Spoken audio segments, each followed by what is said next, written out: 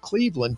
Texas re-signed pitcher Nathan Eovaldi and acquired slugger Jake Berger from Miami. Former Cleveland slugger Rocky Calavito passed away at the age of 91. Steelers wide receiver George Pickens, with his bad hamstring, is doubtful for Sunday at Philadelphia. Scotty Scheffler was named PGA Tour Player of the Year for the third straight season. A couple of quarterfinals in the NBA Cup tournament. Milwaukee beat Orlando 114-109, and then Oklahoma City eliminated Dallas 118-104. That ended a Mavs 7-game winning streak. In college hoops, number 1 Tennessee beat Miami. Then Arkansas came back to upset number 14 Michigan. NHL wins for LA and Winnipeg. I'm Steve DeSager.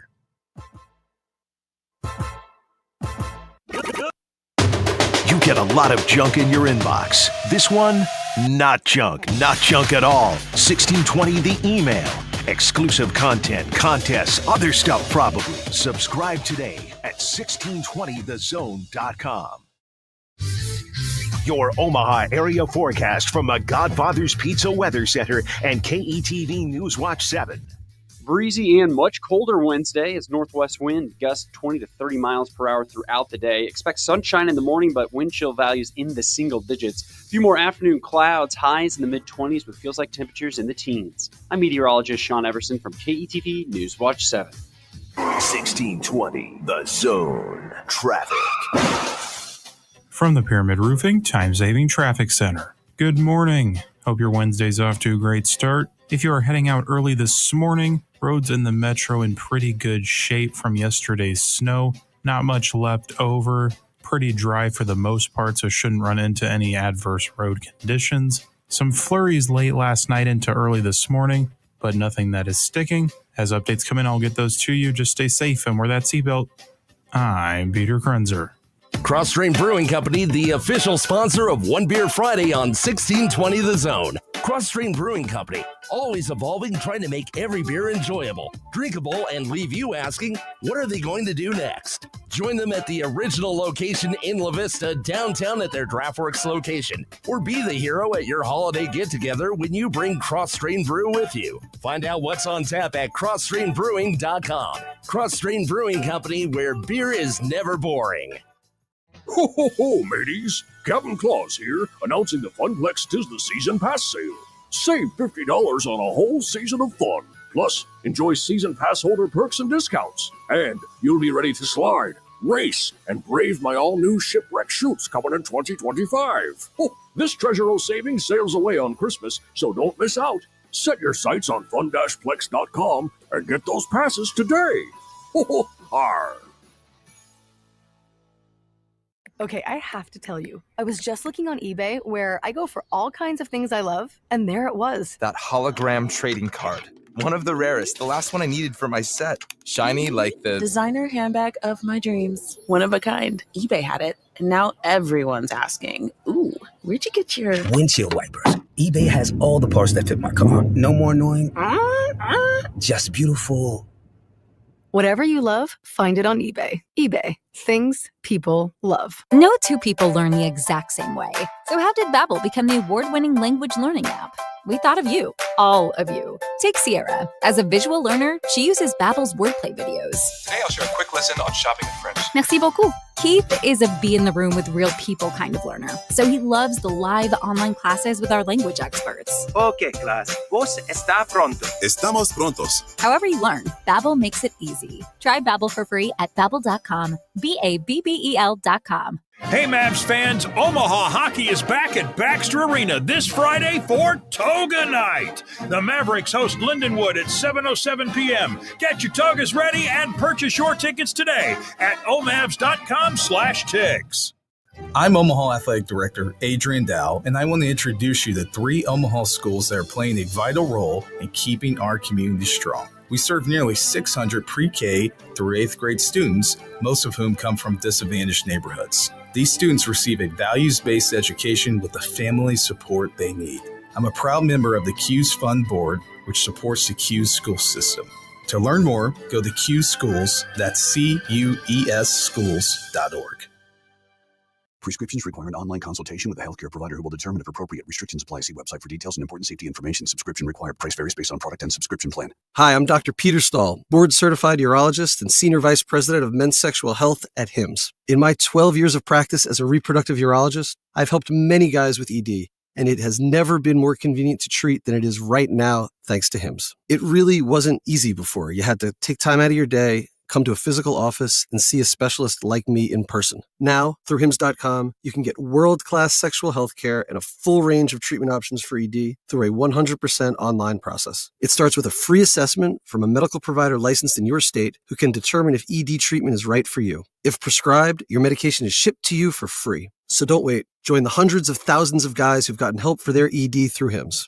To start your free online visit and find ED treatment at up to 95% off brand name prices, go to hims.com/radio. That's hims.com/radio for your free online visit. Join Rufus and Pyramid Contractors month-long Holidays Drive for our furry friends at Scatterjoy Acres. Now through December 29th, Pyramid Contractors is collecting pet food, bath towels, Nutri-Grain, cereal bars, or monetary donations to fulfill their Amazon and Chewy wish lists. Help Rufus stuff the donation box and receive a Holidays Beef Medley treat bag for your furry loved one. Be a part of the Holidays Drive benefiting Scatterjoy Acres. Donate pet supplies at Pyramid Contractors. PyramidRoof.com, never settle for less. 1620 The Zone at 1620thezone.com.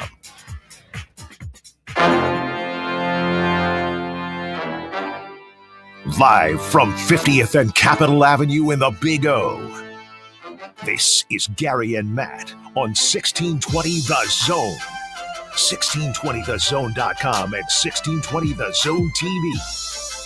Now here's Gary, Matt, and Jim.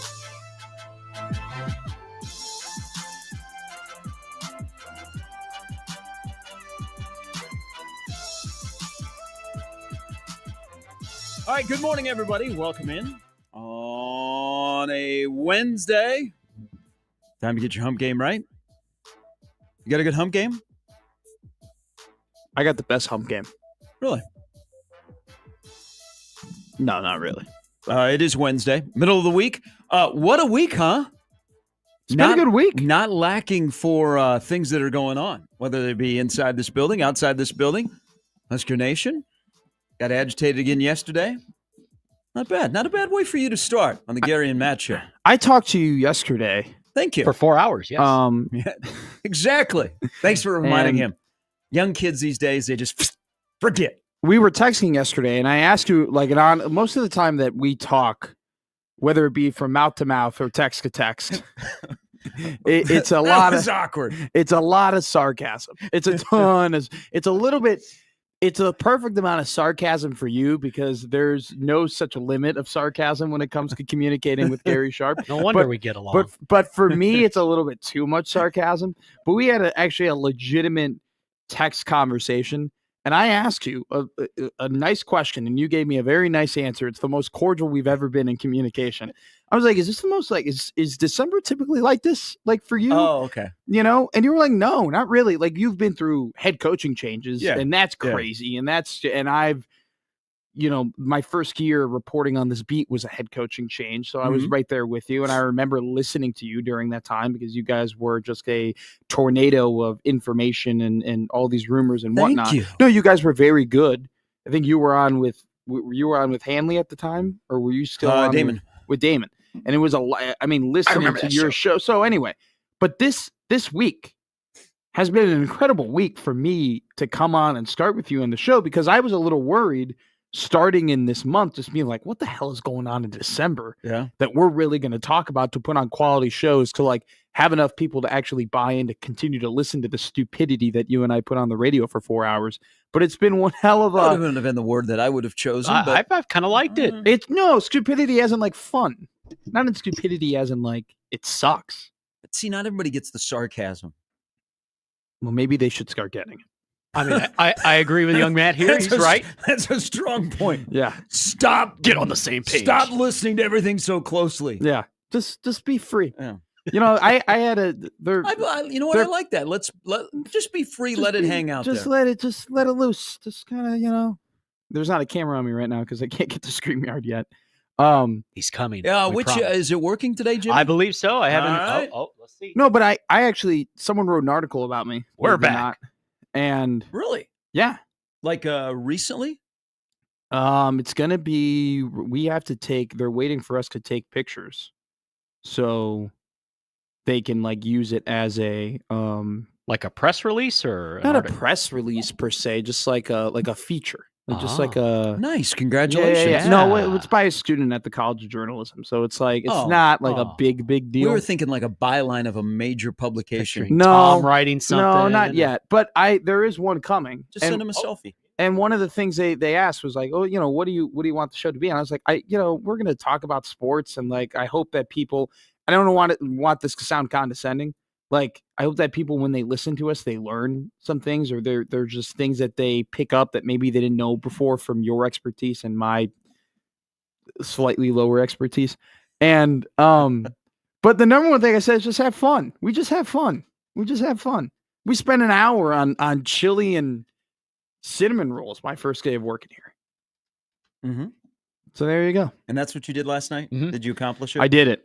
He showed me did the it. video. So He's look, disappointed. I took a video of it and I was going to post it on Twitter/X. Is this like a video of the presentation or the video of the eating? The video of the eating, of Okay. me eating, and it was like nicely shot. It looks like it was shot on the toaster. I don't know what my friend Kevin was doing.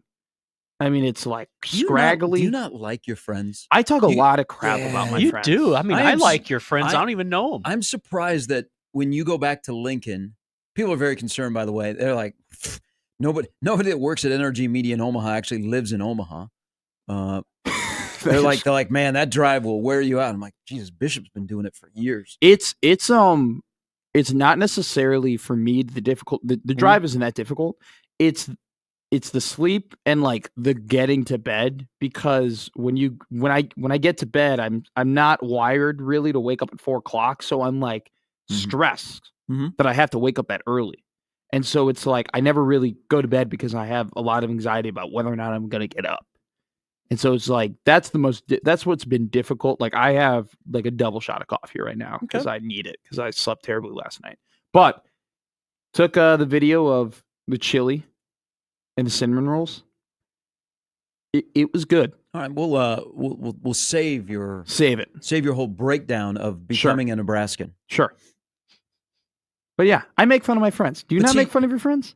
Well, I have tiers of friends. One I'm going to say, you're lucky that when you go back home, they have not thrown your stuff on the front lawn. That's the true. way that you've crushed your friends the first Well, 2 days.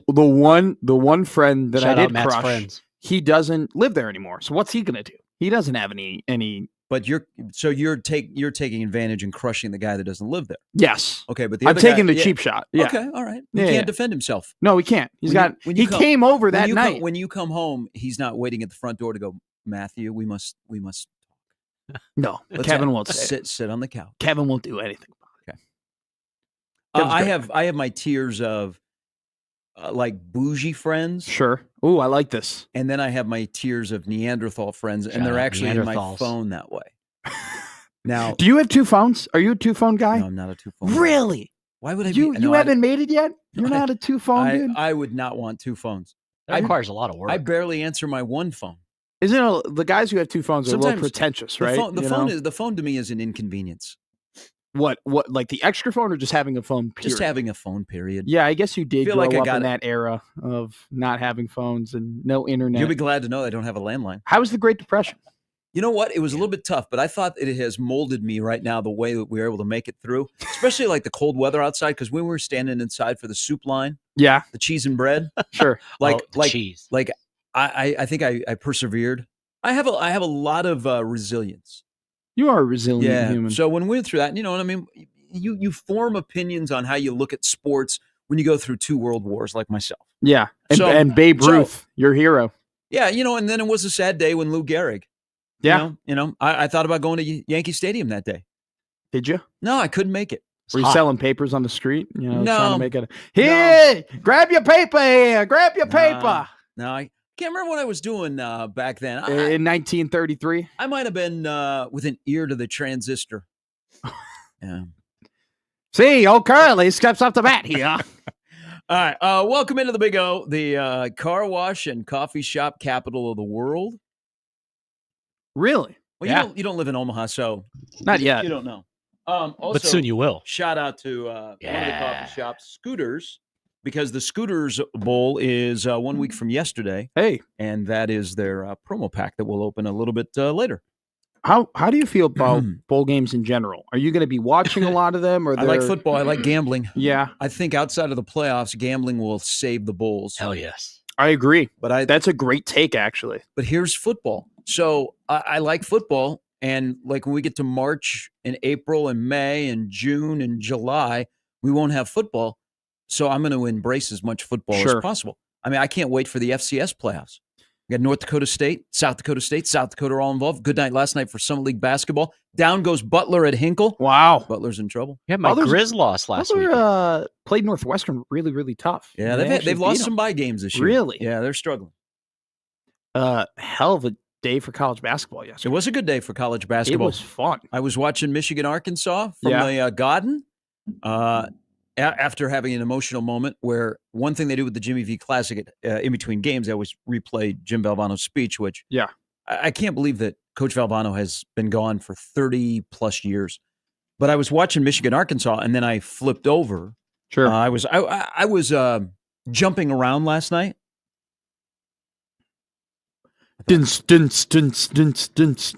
I thought you were going to go with jump around, jump. But I hate that song because I hate everything Wisconsin. Okay, that's fair. You're an Illinois guy. Yeah. Oh, fair. But then I turned back and I'm like, wow, what happened here? Michigan was up by 12, and the next thing you know, Arkansas is rolling in the second half. Yeah, it was a good night of ball last night. It was we've had some good on college basketball. It starts way too early for me. It does, but we've had some really good matchups. We have like this, and then Saturday is like the day of great college basketball matchups. Okay. So last night was a banger. Can I be honest with you? And this is and this has to change. Come into the this is a safe zone. This is so I don't know. This might concern you. Here. I don't really know what's going on in sports multiple days. Wow. Weekdays 6 to 10 on 1620 The Zone. I don't know what's going on in sports. I like multiple days in advance. I like the honesty, but I may have to pull you back here. I'm on the radio because I know nothing. Wait. Let me finish the sentence. I don't know what's going on in sports He's a multiple guy. days in advance. And what I mean by that is when I wake up, the first thing I do, I'm laying in bed. I don't know if the screen. I'm laying in bed. And I get my phone, I wake up, and I open up my phone, and I go to the CBS Sports app right here, okay? And I just lay back here, and I go, oh, I wonder what's going on today. And I just kind of scroll through, and I'm like, oh, okay, this matchup's going on, this matchup. Oh, that's good to know. Okay, great. I guess I'll watch that tonight, and I'll guess that's the first thing I do in the morning, okay? Okay. So when you go, yeah, next Thursday is going to be one hell of a day for college basketball. I have just the difference in, I like to look ahead, plan. Yeah. You're more spontaneous. Let's see what's on TV. You're live by the seat of your pants guy. I like to plan, but I am a hell of a procrastinator. Let's look. So we got Auburn, OSU. That's not bad.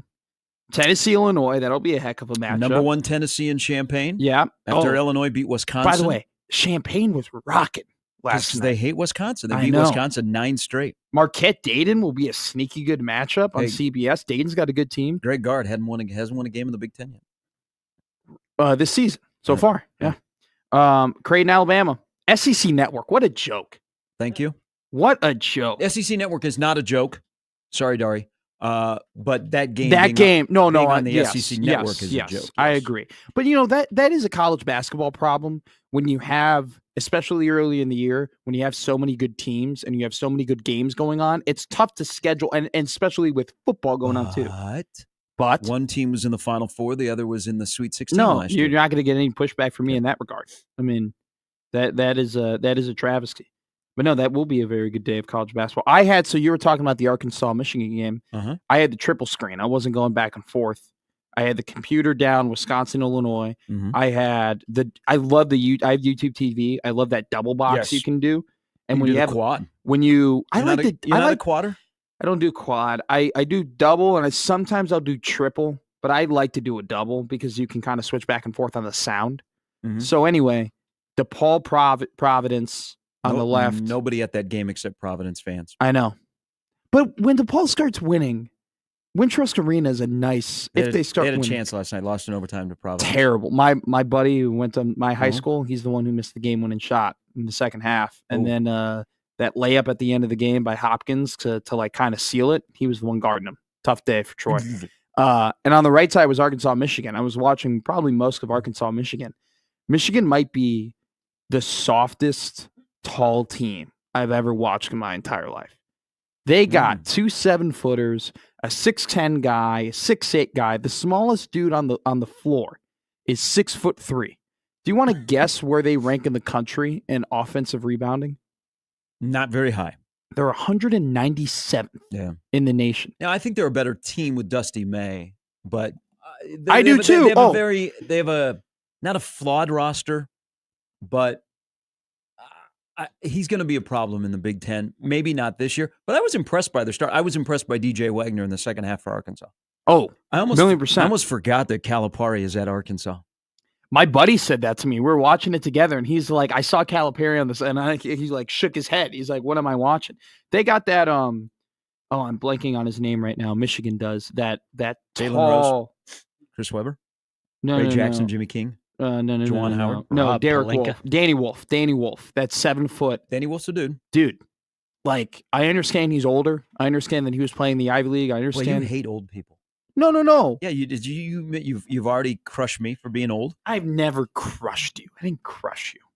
You I said- guess the Great Depression jokes were pretty bad. Danny Wolf, though, that guy, I understand he's 22. I understand he's in the NBA. They tend to draft 18, 19, 20-year-olds. How can you watch that guy play and not think he's an NBA product? He had this play yesterday where he went between has you right up for a layup. He's 7 foot tall doing that. Yet his team is, soft as baby, you know what? Would he be called? In your world would he be called a unicorn for a 7-footer that can do that? Like the Wembys and the Chets of the world I when think they dribble the ball? I don't think there's any there's no such thing as unicorns anymore because unicorns are one. Like Man, there's I only hope one of them, no and now kids there's are listening. there's a couple of them. There's a couple of them now. So one of one. He's like 4. I'm trying to speak your language. He's Okay. like 4.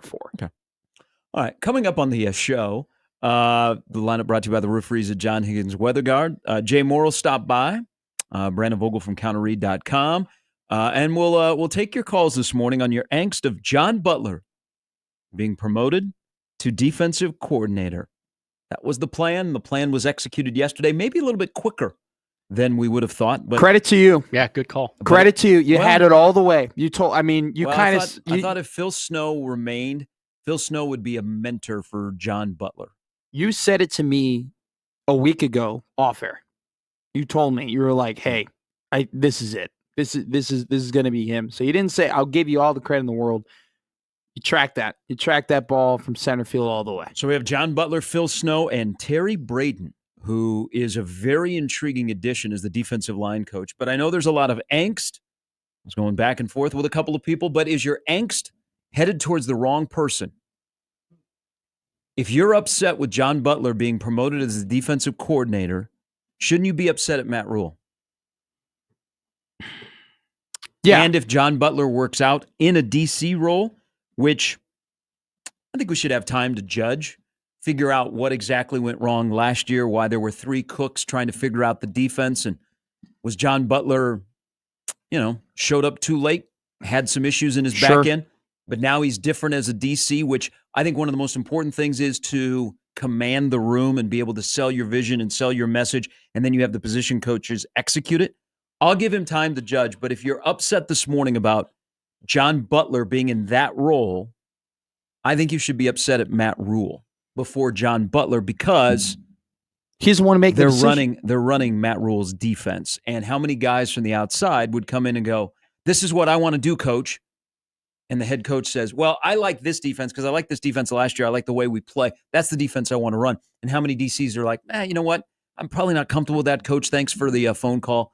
I'm out." Or was it just as we kind of thought when he was added in the middle of the summer? Again, Evan Cooper screwed Nebraska. He really screwed Nebraska. Totally. When he was added in the summer, this was the plan all along, whether this year or next year when Tony White left. I think if you're upset this morning, and you can, because this is the head man has bet on himself. His 2 coordinator hires will determine how long he stays at the University of Nebraska. But I think if you're upset at John Butler, be upset at Matt Rule before you get to John Butler. Was this I like John Butler, I trust John Butler, I think he's great hire as much as it was a continuity hire? I think that's a great question. I think what happened through this whole process was they went stability over splash. Now, our definition of splash on this side of the football field is probably much different than internally, because they probably thought Tony White was a splash hire, and we all went, well, okay, let's look at the Syracuse defense. Sure. I think there's a lot of moving parts with what they're doing on defense, but ultimately it starts at the top. That's his system that he wants to run, and there is familiarity along with stability, and also the timeline of all of this with the portal and hiring coaches and getting players in. Now, also keep in mind, and we'll hear from both head coaches who were on the Pinstripe teleconference yesterday about the 105. You don't have to beat a 105 until the first game. So there's going to be some bloodletting going on after spring. So it's not like before Nebraska gets to December 28th, they have to be a 105. But I think the timeline maybe got sped up because all of a sudden that dropped yesterday with a Pete tweet, which I thought that John Butler would be the guy. I didn't think they would make it official that soon. Pete tweet. Then he went. I think that's a great point from you. Pete was over on overload. What are you, Jar Jar Binks? Part turkey, part duck. Holy crap! You do a Donald Duck? Yes. Wow. That's great. That's impressive, man. Shy. Weekdays, 6 to 10. I can't believe you waited 3 days to pull that out there. Usually not the first thing I do when I meet somebody. Yeah. Typically, I introduce people with my Trump impression. That's the first thing I do. Oh. I agree with you. I do push back a little bit on this, though, in terms of I would prefer them to always make the right hire over any perceived schedule that you think you have. Yes. I would prefer you to sit down and say, look, it doesn't matter that the portal's open and we have to, have a visit with this guy, or we have to sell the program to this person or this person. Okay, if we lose out on a prospect or two, that's the sacrifice we're going to have to make in order to bring the right guy into the program, because you've said it over and over again. I agree with you. You're spot on. I've said it over and over. You've said it over and over. If he messes up here with John Butler, if John Butler's terrible, there's probably a high chance that he gets fired, Matt Rule. Yep.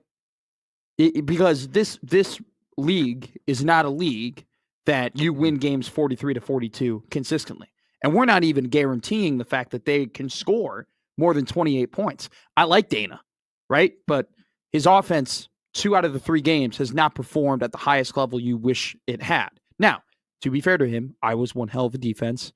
I would say definitely an underperformance against USC, but at the same time, he came in 2 weeks before that. So I don't know how much judgment you can really put positively or negatively with Dana, but the point's the same.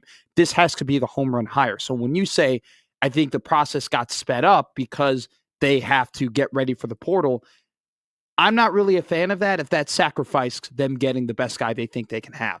And also, too, when I think of continuity hire, I'm not a fan of that either, because my mind is just wired to get the best guy, get the best guy, get the best guy.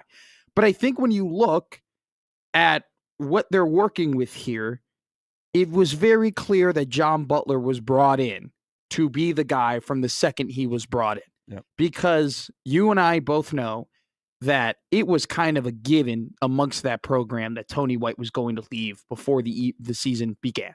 That was the understanding. That was the belief that if things had gone like they did the year before, if Tony had a similar year with the defense, which there was no reason to think that wouldn't happen, that he would go off. Now, a lot of people thought it would be for a head coaching job. I don't think a lot of people would have pinned it for him going to be a defensive coordinator in the ACC. But I think this was a very calculated hire, not as a DC, but it was a calculated hire as the DB's coach. And Butler clearly made an impact enough in that locker room to the point where Rule expected him to make that impact. He made that impact. He's now the DC. I know there are going to be people calling in 402-951-1620 to say what they want to say about John Butler. And I know that a lot of what I've seen on Twitter has been negative toward him or disappointed with the hire. And I want to hear people talk about that. But I'll say this right now, loud and clear for our listeners who are thinking about calling in. I love the hire. I think it's a great hire. I think it's a great promotion. Okay? If you want to tell me why it isn't, I'll tell you why it is. And so call in 402-951-1620. But, there was a tweet yesterday. It's all about perspective, right? Mm-hmm. I responded to a tweet. A guy was like, after the job was such a coveted job, Matt Rule hired a dude who hasn't been a defensive coordinator 25 years, or 1 year and 25 years. He promoted Phil Snow, who's 69, and he hired a assistant coach in Kansas City who doesn't have experience, and Phil Simpson was an off the field analyst, and now all of a sudden he's an offensive or outside linebackers coach. Okay, that's you. You can spin it that way. I can spin it this way. John Butler, has 30 years of of coaching experience. Tony White was a DC for 4 years before he came to Nebraska. Yeah, and people question. Bottom line, we don't know if this is going to work out. Absolutely. Or not. All right? And so you can spin it whatever way you want. This is on the head coach. This ultimately decides how long he stays at the University of Nebraska. It's 2 hires in the last less than a month. His OC and DC. Yeah. That's Matt Rule has bet on himself. He got the mulligan for hires on his original staff. Yeah. He's hired his head coach of his offense, his defensive coach of his head coach of his defense. He's transitioning into a CE role. Nebraska's becoming an NFL program of the way they're structured. And if it works out, Matt Rule will be here for a while. If it doesn't work out, Matt Rule won't be here. Now, the one that I think that I'm most excited about, because I'm going to give John Butler time to judge because we don't know personnel. And I think, you're in a situation where this is Matt Rule's system. Not a lot of people that are candidates for a high-level job want to come in and run somebody else's system. The guy that I'm most intrigued about and I think excited about is a guy that has the least experience of the 3 that were announced yesterday. And that's Terry Braden coming from the Kansas City Chiefs. What do you know about, because you're a big Chiefs fan, what do you know about Terry before he was hired? There are people that are elated for him. Young has been in the Chiefs system for 8 years. Yep. What have they done over the course of 8 years? 3 Super Bowls. They've won. They've won. He also is well respected by the players. Now, I'll get into the recruiting aspect of it. Sure. But here's somebody at the age of 34 that gets to be a position coach at a Power 4, a job that he is prepared for. And think about, if you rewind the tape, what we were talking about Terrence Knighton when he got hired and looking, well, what kind of that worked out pretty good. Yeah. Because it's about relationships. Relationships and teaching and being part of the alignment that I also think is key of when Rule made Butler at the top and then put Phil Snow in the same, like he sits sidecar with him, is they are aligning their defense on similar ideas of what they want to do, on how they want to play defense. That's how I looked at some of the stuff as it unfolded yesterday. So the John Butler stuff, again, like you said, the good and the bad. If you're angry, you should be angry at Matt Rule. I agree. But I'll talk more about Terry Braden. I think that's an out of the box, intriguing, young, hungry hire that could turn out to be really good along the lines of Terrence Knighton. And here's the other thing. Do you ever worry? Two things about Matt Rule. Do you ever worry about his defense? No. Okay, and you never really worry about his defensive line. No. Okay. And where did he start coaching? I mean, like, he started coaching in the trenches, and he said it from day one. I was an offensive line coach. I was defensive line. I'm a trench guy. We're going to build it from within. Yeah, his good track record on defense. And his strongest hires, though, I think, and Donovan Raiola, I think, has made chicken salad out of chicken you-know-what with what he was given, and I think that offensive line has done really well. And so I think he made the right decision in retaining him. He made a great hire with T-Knight. This Terry Braden guy, and I know that you'll get more into him, what caught me about his story is he is clearly an impressive human being because he was a Bethune-Cookman. He started at Bethune-Cookman as a staffer. He goes to this Cookman. He goes to this Pro Bowl internship where he meets people in the NFL. He impresses Emmett Thomas, Kansas City legend, to the point where Thomas is like, all right, I got to get this guy to Andy. He goes in front of Andy. Andy doesn't know who he is, sits down, they talk, and Andy goes, I got to get this guy on my staff. He goes as a nobody on Kansas City, works his way up to being an assistant coach on probably the most important position on that entire team. Yeah, they've been pretty good. They've been pretty good on the defensive line. That has fueled those 3 Super Bowl runs. And then clearly he's impressed enough people for Matt Rule to find out who he is. This, I don't know if there's any prior history between the two. Well, I think you're going to find out a connection that that Dawson Merritt's dad heavily recommended Terry Braden to Matt Rule. Yeah, and Braden sits in front of Rule. Dawson Merritt, by the way, his dad is on the Chiefs staff. Okay, didn't know that. Good on you, David Merritt. Yep, cool. Braden sits in front of Rule and presses him enough to get this, highly for an assistant coach to be the D-line coach at a Power 4 conference team like Nebraska with so much tradition and history is a big deal. The guy is an impressive human. I can't wait to go to his press conference. All right. Off and running. You can join the conversation as always on the 42 Degrees Source hotline, 402-951-1620. A little bit later, Jay Moore will get his thoughts on John Butler being the new defensive coordinator. It'd be nice if Nebraska could keep an OC into DC for more than 3 or 4 years. That would be nice. Be ideal. But if it doesn't work out, the head coach won't be here 3 or 4 years. He bet on himself. Big time. With his 2 hires in the last month. That'll be the ultimate decider of what happens with Matt Rule. Dana Holgorsen is the head coach of the offense, and John Butler / Phil Snow, defensive head coach. It's mornings with Gary and Matt on 1620 The Zone.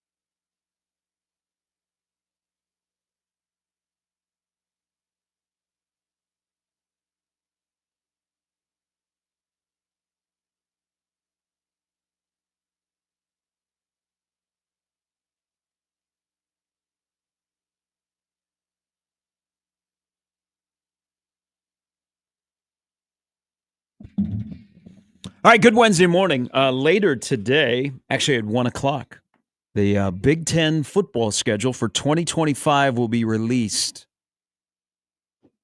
Our king here, Joey. You saw that, yeah. Joey has done his prediction of what Nebraska's conference schedule will look like.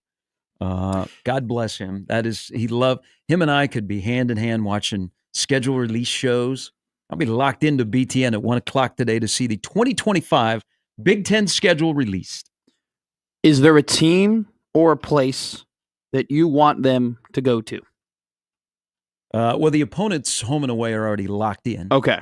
I will be curious on what the first conference game is.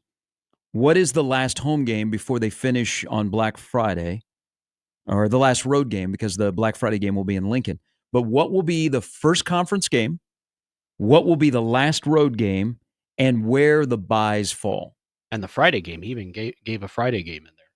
He did? Oh, he did. He had. And it makes sense, too. So this is Joey's prediction for. I got it, man. I mean, Hy-Vee in here. He's got a lot of methodical. time. We got to get him a girl. His prediction is the Big Ten schedule will go USC at Maryland, bye week at UCLA. Boy, mid-October in Pasadena. Count me in for that trip. Northwestern Michigan, back-to-back at home, at Minnesota, Michigan State, bye week at Penn State, Iowa. That is not the schedule. That is Joey's prediction on what the schedule will be. And, of course, Cincinnati, Akron, Houston Christian are the three non-con games. Prediction here. Or a question for you, and then you tell me yes or no. When Indiana comes to Memorial Stadium to play Nebraska, is Kurt Cignetti the coach of the Hoosiers? Yes. Great question. Wow. 2 years from now? Still? Yeah. Do you think it's one of those Pat Fitzgerald situations where, like, Pat was so successful at Northwestern and won so many games that he could go 3-8 and 1-11 in even most cases, and no one would shudder in terms of the fact of whether or not he was keeping his job? Do you think that will be what Sig becomes at Indiana? No, I think the expectations are different at Indiana. But I think Cignetti is good enough. He won't have a 3-8 season. They might be 8-4 next year. They might be 7-5, but they won't go all the way back to the bottom. That team, and watching them play in the manner in which they play reminds me a little bit of Iowa. Not in terms of like their style of offense are entirely different, but Iowa's a team that will never lose or very rarely lose to a lesser opponent. They're just not. Agree. They're going to enter every single game playing the same way, playing with the same intensity. They don't play up to an opponent. They don't play down to an opponent. They're like this. That's how Kirk has his guys. Sig's guys, and granted, it's been 1 year, and so there's not a trend yet, but they kind of play that same way. You know who you're talking about? Who am I talking about? The Kansas City Chiefs. They do. Kansas City is, now, they drive me nuts, but they're very consistent. They're going to be the same team every single game, and you have to match that or exceed that, or Kansas City's going to win. But they have mastered consistency. That's what Iowa football is. And there's going to be days where Iowa is consistent, but the team they're playing is better and is going to beat them because they have more Jimmies and Joes, or they made more plays. Just all we're looking for is consistency. This is the same thing. Roll out of bed, and you know what? You know what you're getting. You have an identity. You play to it. Some days you win, some days you lose. That's life. What irks me is when a coach gets hired to any sort of program, the NFL, college, doesn't matter. They get to the podium and they say, this is how we're going to play. We're going to play in this manner. BS. You have a group of guys behind you. You have your players. You have what they do best. You have what they do badly. You have to determine with what you have behind you how you're going to play. Kirk, Ferentz, Cignetti, and Andy Reid, and there's a whole Tomlin too is the same way. You can say that John Harbaugh over at Baltimore, same way. They know what they have, and they know that, hey, we know how to play this game. We're going to play this game a certain way based on what we have behind us, and we're going to continue to win in our manner, and we don't care what anyone says about us. And then we're going to identify players that match the program and the formula we have, right? But when you first enter, you can't just say, this is how we're going to play. You have to look. If that's your first time, if you it just molds, entered a though. program. I'm just saying, when it just enters a program, it You can say molds, that. though. You It can say that. transitions into it. And then you get to a point of like, hey, this is who we are now. Mm-hmm. But when you first get there, you have to be like, no, we're gonna see what we got behind us, and we're gonna adapt. What do you say to programs that change their identity or have not found an identity in 2 years? You probably have to change your identity again in another 2 years. Here is Old Man Doug on the 42 Degree The Source Hotline. Good morning, Doug. Dougie. Good morning. My comment on John Butler would be to the negative, and I don't want to be negative, but did anybody really feel like he did a great job with the secondary, or was it just we don't have good enough players back there? Because I didn't think the secondary played well. And in my business, you don't promote somebody to another job unless they do a good job at the job they're in.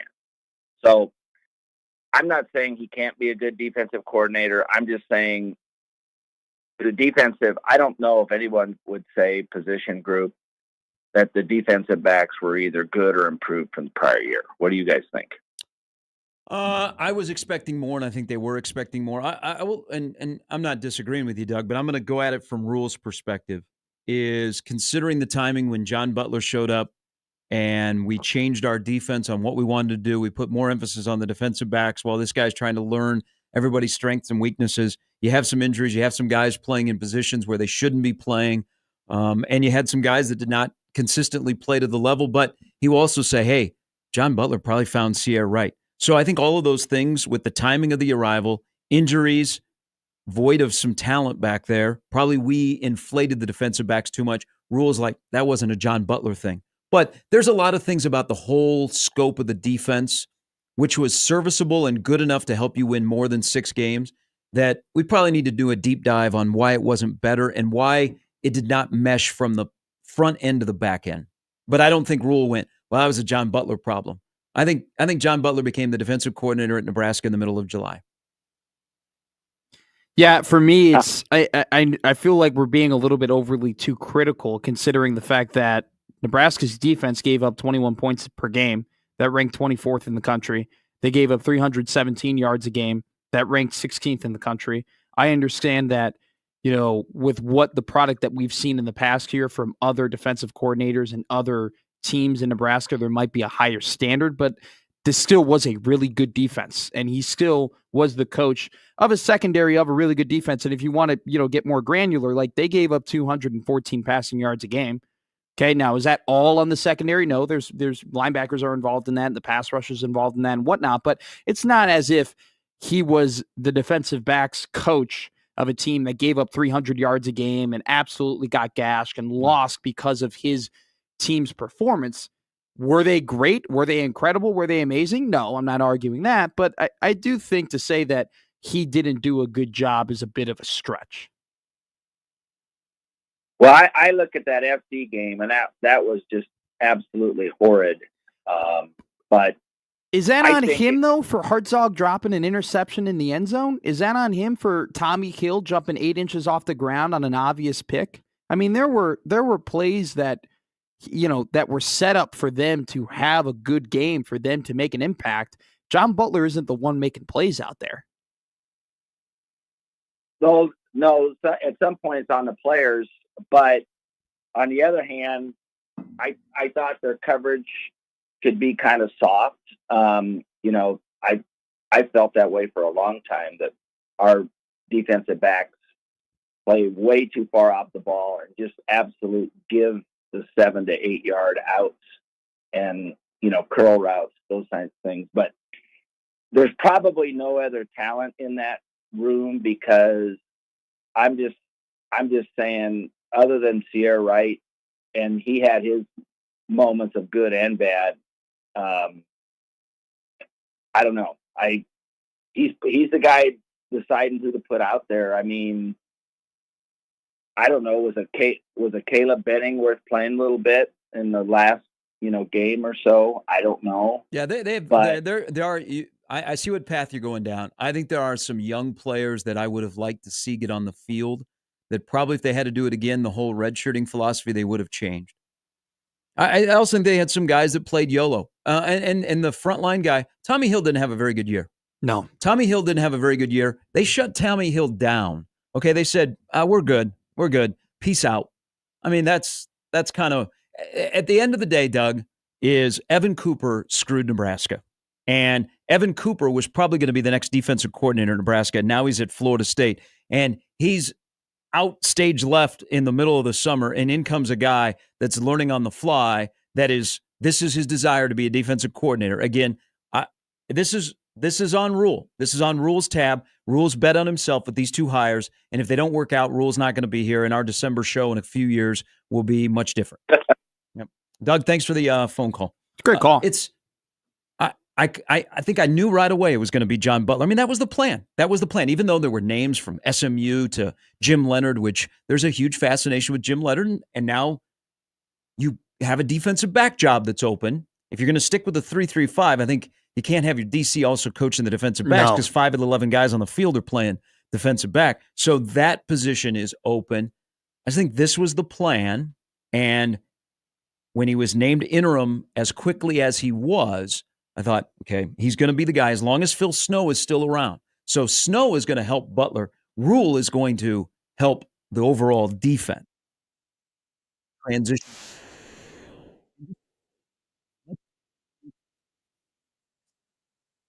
NFL system. Spend more time on the overall program instead of on defense. I also think part about Doug and soft coverage, they changed what they wanted to do on defense. I think they thought the defensive backs would be better.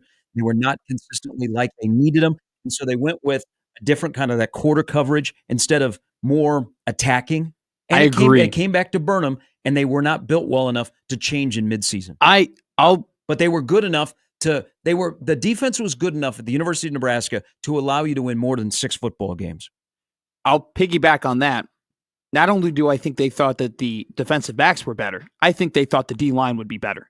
Because I think they got softer in coverage, assuming that the D-line would probably get to the quarterback in a more quicker fashion, right? And so there would be more pressure on them, so they could play farther back and then crash in on balls. But the problem is that teams, and I think Doug, when you talk about this defense, I know if you watch these games, if you talk about those 7-yard outs, because we saw it in almost every single game that teams, and it wasn't consistently, but they would just, boom, all of a sudden it was 2nd and 3, right?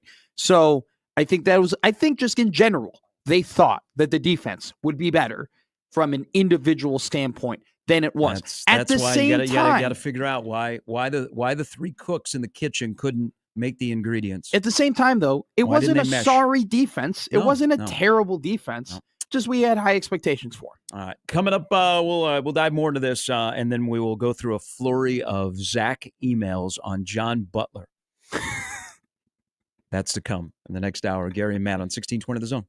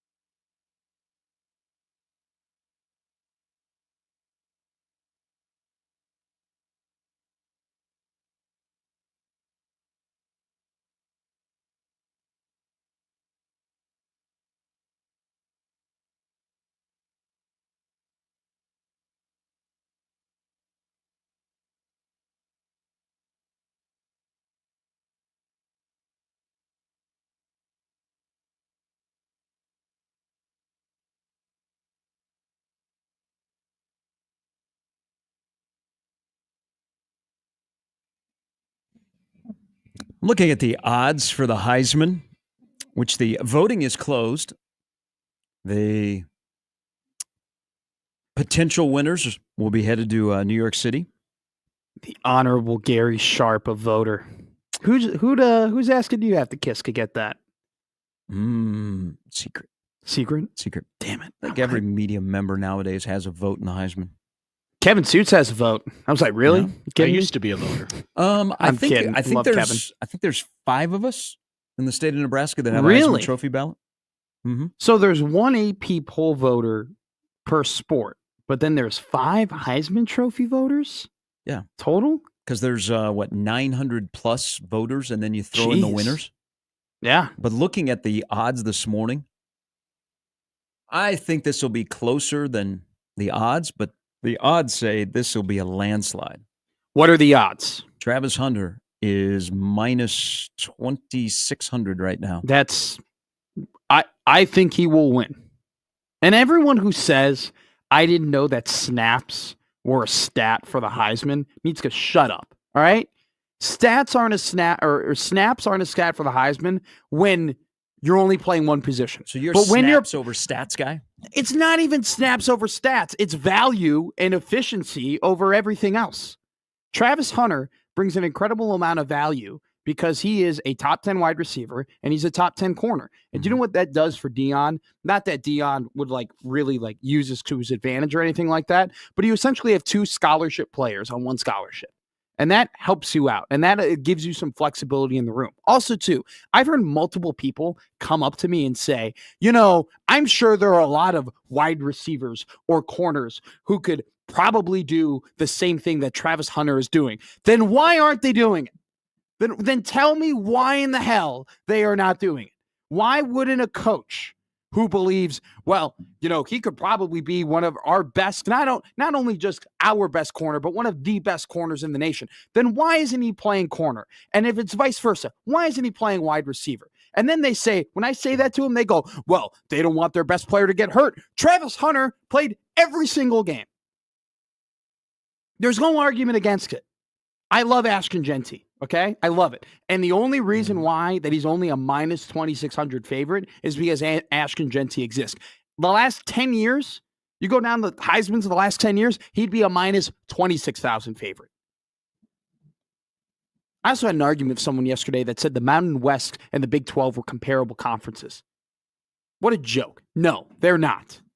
This Jeanty stuff, I thought people who were voting for Jeanty were cool. Now they're becoming propagandists who are clearly against Travis Hunter. That's going to get Deion. awkward if you voted for Jeanty. Whoa. Clearly. Because you vote for Jeanty, there's clearly a narrative here when don't go down the path. I'm just saying when you're people taking it out on Deion, so you're not voting for Travis Hunter. When people are saying that the Mountain West and the Big 12 are comparable, there's something fishy going on. Yeah, you gotta kick that person out of your circle. I also have a plus 2,000 ticket on Travis Hunter that I really need to cash. Now the bills are coming due. Now we know. And we're back. But we should add, you put $5 down. I know I'm never going to hear the end of it. What a great bet, though, to get him plus 2,000. So your payout will be 100.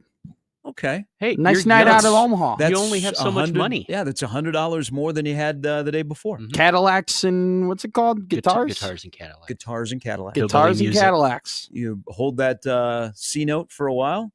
It's not going to open until next summer. No, what I'll do is I'll put $80 into my bank account and I'll keep Savings. 20 in for the DraftKings. And then I had a I haven't been betting recently, so I'm just kind of waiting for that to hit, and then I'll get my reload. If you know, you know. Yeah. He wants an endorsement. Yeah. Welcome back in, Gary and Matt. There's Matt McMaster. I'm Gary. There's Jimmy, and here is Clay to kick off the hour. Good morning, Clay. Good morning, guys. How are you? Good. First thought I thought I was listening to a conspiracy theorist show with Matt going off like that. I was like, I'm on the wrong show. Sorry, But, Clay. that's Sorry. all right. My apologies. No, you're good. No, you're good. But welcome to the show. Thank you, Clay. So my mind is kind of messed up here in the fact that we've been talking about how Tony White is a great coordinator, but the 3-3 defense he runs is really not good for the Big Ten, but great in the ACC. With that mindset, or maybe I'm just dumb and you're going to correct me, I understand loyalty to Butler and all that, but why are we going to incorporate the same 3-3-5 variant when we could have went and got Jim Leonard, who is very much a Big Ten D coordinator material type of guy? And is that going to cause confusion, or am I totally off the mark? So I appreciate it. I'll shut up and let you guys answer. Have a great day. Clay, I don't think you're totally off the mark because there are a lot of people that share the same sentiment that you share. There are a lot of people who have the similar thinking. I'm here to tell you that the 3-3-5 did better in the Big Ten than it did in the ACC. Now, it will do well in the ACC because you'll have access to athletes that can run it a lot better. Yeah. And they didn't play a true 3-3-5. Matt Rule made it very clear in the offseason where he said, we need more four-man fronts. I mean, he was almost, and I like what Rule does in the press conferences. He challenges his guys sometimes through the media. And one of the things that he said Rule did when talking about the DC was, I want to keep the 3-3-5 because of its multiplicity, meaning that there are a lot of different things that you can run when you have 5 defensive backs out on the field in the manner in which they do. So, Clay, to answer your question, the 3-3-5 works in the Big Ten. It works in the Big Ten. They were a better defense statistically in the Big Ten than Syracuse was in the ACC when he came over. I'm not worried about it. I don't think anybody should be worried about it. If anything, you should be encouraged because you're able to do more things out of 3-3-5. This isn't John Butler's defense. It's Matt Rule's defense. If you are worried about John Butler as the person, let's talk about the defense. Matt Rule does have a track record of having good defenses. Yeah. I mean, he has a track record of having bad offenses. He thinks he's fixed that. But his track record has been pretty consistent with defense. And if you look at his relationship, because, I don't think you can say John Butler without saying Phil Snow. Okay, so if you look at the history of Temple and Baylor with Phil Snow and Matt Rule, those have been pretty good defenses. Carolina was a good defense. The higher was. Let me preface it this way. Well, let me before I pose this question, there's one other thing that Clay mentioned that is a name that there is a defensive back job open. Phil Snow has a history with safeties. Adam DiMichele helped out with safeties this year, but I think they hire a full-time defensive back coach, and Jim Leonard is currently coaching defensive backs in the NFL. Now, I like familiarity on the staff of the Big Ten, which is a little bit lacking. Yes. If you look at who's here and the spots that are left open, there aren't many. But I like familiarity with the Big Ten, and there's no doubt that Jim Leonard knows the Big Ten exceptionally well. There is a lot of Jim Leonard love here. But is Jim Leonard, who went from being a DC now to a position coach in the NFL, does he want to come back to college and be a position coach without much say as a defensive coordinator or a co? Because Phil Snow, I think, even though it says AHC, is a co-DC with the DC. So does that eliminate Jim Leonard? Well, he's not going to have the power. Even as a candidate. He's not going to have the power that he once had at Wisconsin or frankly, anywhere else he's had. That is a no. Now, you bring up the Big Ten thing. You want head coaches, assistant coaches with familiarity with the Big Ten. Mm-hmm. I agree with you. It's a nice thing to have. I do think it's a little bit overblown having Big Ten coaching experience. Urban Meyer didn't have any Big Ten coaching experience. PJ Fleck didn't have any Big Ten coaching experience. James Franklin, 0 Big Ten head coaching experience or coaching experience, period, as assistant coach or anything like that before they came. But what did their staffs have? See, that's a good point. That's what I'm talking about. But Matt Rule had Big Ten experience, so to speak. Exactly. So I'm saying, it's a nice thing to have. Is Nebraska going to lose games? Are they going to lose games because they don't have Big Ten experience on their coaching staff? Scott Frost staff, thank you. But this Scott Frost has got Matt Rule and this staff. They knew nothing about the Big Ten. They were not prepared for the Big Ten. Nebraska, actually last year, they were not ready for the Big Ten because they did not have guys that knew the Big Ten. I think right now you're talking about a head coach who's been in the Big Ten for 2 years. You have assistants who stuck with him who now know that they have Big Ten experience now because they've been in the Big Ten. And so now that you have a coaching staff, for the most part, that's been in the Big Ten for 2 years, a head coach that's been in the Big Ten for 2 years, head coach that had already been in the Big Ten before he came here, I don't think when you're looking at these hires, is it absolutely necessary, 100% important to bring in guys? No, I would not. Big No, Ten I agree with you. I wouldn't put it at the top of the list, but you have to know how to win in the Big Ten. Why is Brett Bielema successful? He knows how to win in the Big Ten. He doesn't. I mean, what Big Ten experience did Kurt Signetti have before he came to Indiana? It's fair. I mean, the guy was Elon coach and James Madison coach. That guy just brought in dudes and says, this is how we're going to win, and that's how they won. I mean, look, this is two sides of the story. You and I could go back and forth all day about guys who win in the Big Ten and guys who don't win in the Big Ten and whatnot. Ryan Walters had a lot of Big Ten experience before he became the head coach at Purdue. Probably was not. He wasn't ready. Yeah, he wasn't ready. That was more so to do with the place. person and not to do with the experience. But regardless, yes, I'd like it. No, it's not that. It's not overly important. Would Jim Leonhard come and be the DB's coach? I like your sentiment. I like where you're thinking. I totally agree with you in the fact that it's a step down from where he's at. If Jim Leonhard's coming back to college football, he's coming back at bare minimum a position coach or with a head coach. Well, I don't think he's a position coach. I think his I'm path saying would bare be DC. bare minimum. Yeah. He's a assistant coach with an associate head coaching title. He's a DB's coach, and he's also the associate head coach on top of that. That's not available right now at Nebraska. So we will continue to love Jim Leonhard, but Jim Leonhard will love us from afar. Yeah, I still to this day, I don't understand why he just didn't become the head coach at Wisconsin. I thought that would have been a real easy transition, just a real passing of the baton.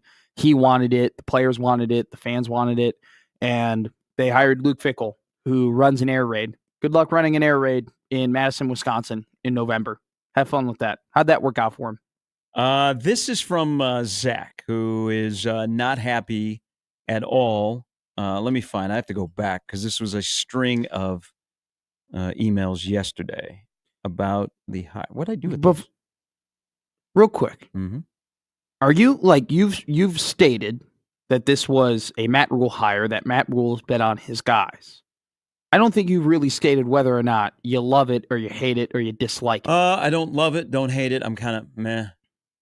Would you have preferred them to make a Scott Simon type hire, to make a splashy type hire, to make a hire of a guy who has had Big Ten experience or who has been a DC in the college football game the last couple of years? I would have preferred I would have preferred a similar mindset, what you did with offense on defense, to find somebody that comes in, has something new. Now, see, I think you can put players in a defense and vice versa. I think you can mold the defense around players. Players can play for the most part in any defense unless it's just absolutely crazy and you just don't have the bodies and the athletes to play in that defense.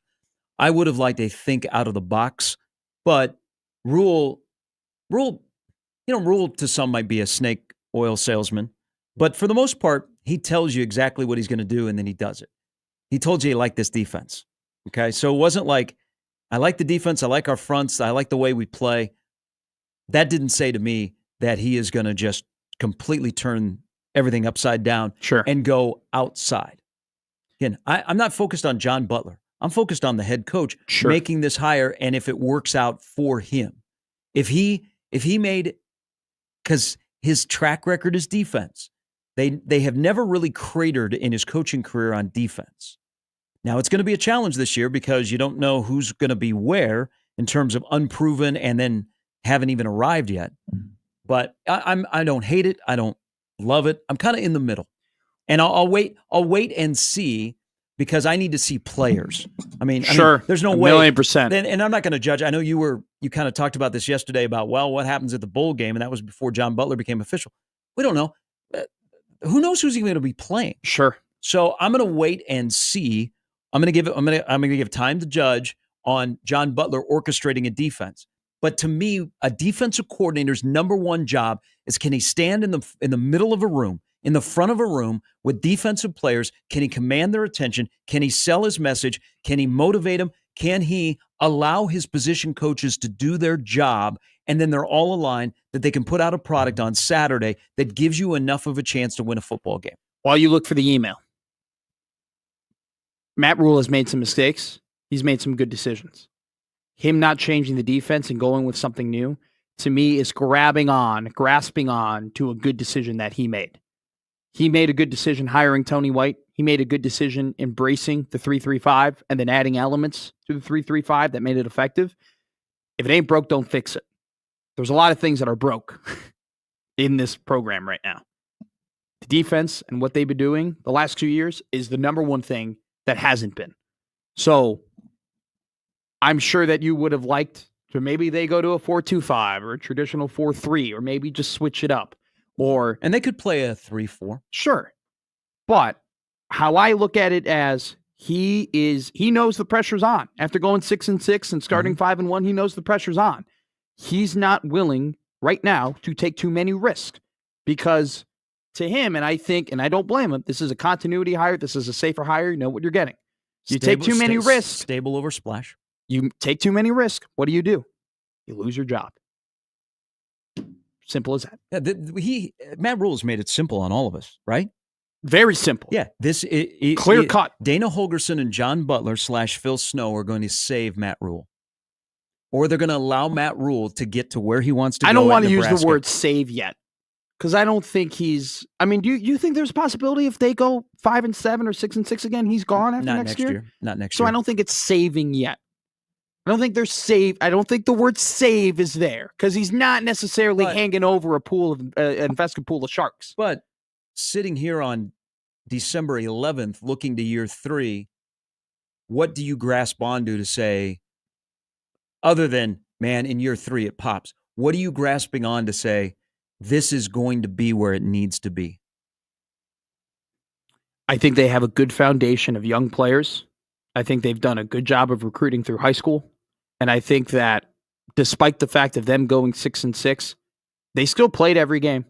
They still played hard. At no point, and I've watched a dysfunctional NFL team clearly give up on themselves this entire year with the Bears. At no point did I ever think that the Huskers were giving up on themselves, their teammates, or their players. I think the culture is stable. I think there's a core group of young players. We're in agreement there, yes. And I think that is what encourages me for next year. Have the results been there? No. And they're going to have to be. Because as much as I am on the optimistic side, and people like to say that I'm pro-Rule or whatever, you and I are both in agreement. If the results aren't there, I'm sorry. I don't care how much I like you and what you say at the press conference and how good you are and what the culture you've built. Because a good culture means nothing if you don't win. What tells me about the future that, I mean, they just went through a year where they have 2 wins over teams that are in bowl games. Yeah. I mean, did they have any the year before? Did Illinois Minnesota? No, they beat Minnesota. Did Illinois? I don't think Illinois. Minnesota. Wow. Yeah, I know. So who did they? I keep forgetting who they beat last year. If I'm going to answer my own question about what is able to grasp on that tells you, man, okay, I can see the future, I will actually go back to the head coach, because his feet. You got to hold his feet to the fire here. Sure. Okay. He has spoken a good game. Okay. We're done with sermonizing. I need results on Saturday. You are both right there. But what tells me about the future is I think I have seen somebody that admittedly said, you know what? Can I cash in that mulligan for my first 2 years with decisions I have made with my staff and some of the evaluation and decisions we made in terms of who we're playing and what we're doing with them. Can I have that? And I say, okay, because I think everybody gets a get out of jail free card. But this is where I think the UCLA game was the best thing that happened to Matt Rule, because they got squeezed. And it's the first time that across the board, people that had faith in him because they like his culture and he's a good guy and he's a great ambassador for Nebraska. You went, but on Saturday, what are we doing?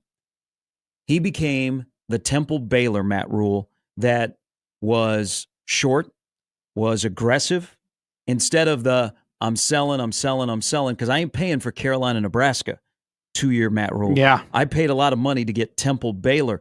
And all of a sudden, he made decisions, and whether they were, a panic decision, he made decisions that had to be made. Now, he's got more decisions to be made, but when I see something like that happen, I go, okay, he has gone from operating, it's year 2, I got a 7-year deal, to he's not on this, but this is I'm using this as a quote unquote philosophy. I'm now on a 1-year deal, and we got to get this going quick. We got to turn this around. And that's where I go, okay, sure. If you want to sell me on the future, it's the guy at the top that is transitioning into a CEO role that is hired the head coach of the offense, now has the head coach of the defense, and can get out the way and let those guys cook, and you just be in charge of the program and do what most coaches are doing these days, whether it be in the NFL, which you are basically assembling an NFL type of food chain, or in college, and you just be the head coach and let people do their job. And then you like what you have. You've given them the ingredients. Let's let it cook and see what happens in year number 3. Which you can't be going back to the Pinstripe Bowl. There is comfortable, loose Matt Rule, which I think we got in year 1, halfway through year 2. There is that aggressive Matt Rule in the middle that you like, that I think we saw definitely heading into hiring Dana Holgerson, having that great game against Wisconsin, little short-tempered guy who just wants to win. But then I want to warn you here, there is a third tier here of we're about to get fired at Carolina Rule. Yep. And you ask anyone, that's the panic around rule at Carolina. You ask anyone who's been around that program, who's heard stories, those last couple weeks in Carolina where they knew their butts were on the line were hell. Mm-hmm. They were hell. They were tough. And it was a tough place to work. And I get it, because you're panicking. You don't want to lose your job. But you want to have a Matt Rule that's in tier 2. Because loose Matt Rule's fun, but loose Matt Rule is 5 and 7. Aggressive Matt Rule in this little tier 2, he's the type of guy, like you said, Temple, Baylor, 11 and 1, wins games, goes to bowl games. That third Matt Rule loses his job. That's a great way to put it. Great way to put it. All right, 7:22. Got to take a quick break. We'll come back with more. Jay Moore and Brandon Vogel a little bit later on Gary and Matt. 1620 The Zone.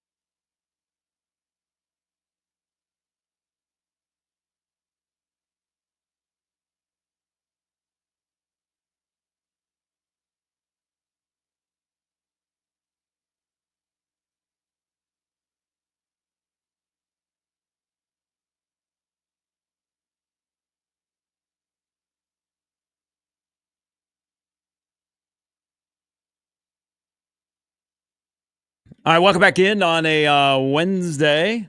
Heyo. Of Gary and Matt. By the way, I was just looking on what's trending. That's fun. Randy Moss is trending. Yeah. So Larry Fitzgerald's dad, who used to come to Big Ten Media Days and let everybody know that he was Larry Fitzgerald's dad. Like, Okay. that's how he would introduce himself. Okay. He wrote for, I think, an independent paper in the Twin Cities. But the first time I met him, he goes, "I'm Larry Fitzgerald's dad." And then somebody that was in our group said, "This is Larry Fitzgerald Sr." But he didn't say, "I'm Larry Fitzgerald Sr." He just said, "I'm Larry Fitzgerald's dad." So he went on Twitter last night and basically said he was at the Hall of Fame ceremony out in Vegas where Danny Woodhead and Frank Solich went into the College Football Hall of Fame. He said, "I just heard that Vikings Hall of Famer Randy Moss has liver cancer. Let's show the power of prayer and pull Moss through this. Love you, Randy." Then his son went on Twitter and corrected his dad. He goes, "Dad, I think it's best to respect his privacy on this. If he feels ready to share more about his health, he will. In the meantime, let's focus on sending him positive energy, prayers, and support rather than speculating." And then Randy Moss's son said, "This is disgusting. You have no right to try and make private matters public for the sake of engagement. I do not believe my father talks to you, so check your effing sources." So a couple of weeks ago, Randy Moss had to wear glasses. And in solidarity, the rest of the Sunday NFL morning crew wore glasses with him. It was kind of revealed a couple weeks before that he had that yellowness in his eyes, which is jaundice, which is a liver disease. I don't know if that means that he necessarily has liver cancer, which is clearly a hunk of, if that's not true, you don't go on there and say that. But, thoughts. I mean, look, I was lucky enough. I am young, but I was lucky enough to remember and be alive and experience New England Randy Moss and the one good year of Oakland Randy Moss. And, that's a guy that still, like, my generation loves and adores, and those highlight tapes and, just the true quintessential deep threat, the game breaker, the type of guy where it's like, yeah, he's not a Tyler Lockett or a smaller type of receiver that's going to catch the ball like Wes Welker 15 times and, kill you in that way, but he's going to run down the field. He's going to run that post. He's going to beat you. Nothing anybody can do about it. I mean, just prayers. It makes you think of Walter. It's 25 years ago, almost to the day when he Oh, made that's that. right. Yeah. And that's the first thing Yeah. I thought is a man who looked indestructible. And that's how I see Randy. And so I hope what Larry Sr.'s saying is not true, but yeah, that's, I can't help but That's think a about weird exchange yesterday. To this day, there are people in Chicago who say, how the heck did they not find a liver for Walter? Yeah. Because what people don't understand, and his son Jarrett has done an incredible job, carrying this on. Walter Payton was way more than just a football player in Chicago. He was a philanthropist. He took care of people. He donated so much of his money and time and used his influence and platform and just how famous he was to uplift others. Like, he was an incredible human being. They didn't call him Sweetness because he was so great on the field. I mean, they did because he was so great on the field, but that nickname was given to him because of how he was off the field, because he was just as sweet in the locker room and around people as well. And people still to this day are like, how could they not have helped him and found a transplant? And, you get into these more arguments of like, just because, he's this type of guy doesn't mean he jumps to the top of the list. But there were some people in Chicago who would beg to differ and be like, he was such an incredible human, Yeah. On the Twitter machine, Eric writes in, "Hello, Mr. Stumanji. Do you follow Eric on I Twitter? don't. Should I? At Stumanji? Yes. Okay. That is a must follow. We got a he list. said, lost in all this, and we had Triple Pete tweets yesterday, Matt Rule's favorite national media reporter. Lost in all this, who had Foley being the last coordinator standing on their bingo card? Hashtag make special teams great again. I like that. So would the Los Angeles Chargers and the Dallas Cowboys from Sunday and Monday night. I've never seen a team lose like the Dallas Cowboys did on Monday. Can we just throw that out there? That Get was on YouTube. That was a new new way of losing. I've seen a lot of different ways to lose. 1993, Leon Lett. Just Thanksgiving put it Day in the YouTube, in the machine. snow in Texas Stadium. So are the two now? EJ Barthel and Ed Foley's contracts expire in 2024. So they were on 2-year deals. Satterfield's contract expires in 2025. So all of the names that are in the portal, and Malachi Coleman, by the way, is going to go visit Minnesota. I saw there's 2 names. Okay. Iowa State, Boise State, Michigan State also have some interest in Malachi Coleman. PJ Fleck is obsessed with getting a Nebraska kid on his roster. He used to tell. When he was recruiting Bellevue West players, he would bug the heck out of them. Really? Nonstop. Why was he trying to make a statement? Was he trying to a lion, piss in the territory? Come into Omaha, Avante Dickerson, you're my guy. Come into Omaha, grab a Nebraska kid. And send a message? Uh-huh. That's kind of how he was looking when he started to recruit. But he used to just blow up like Xavier Betts said, just nonstop text messages.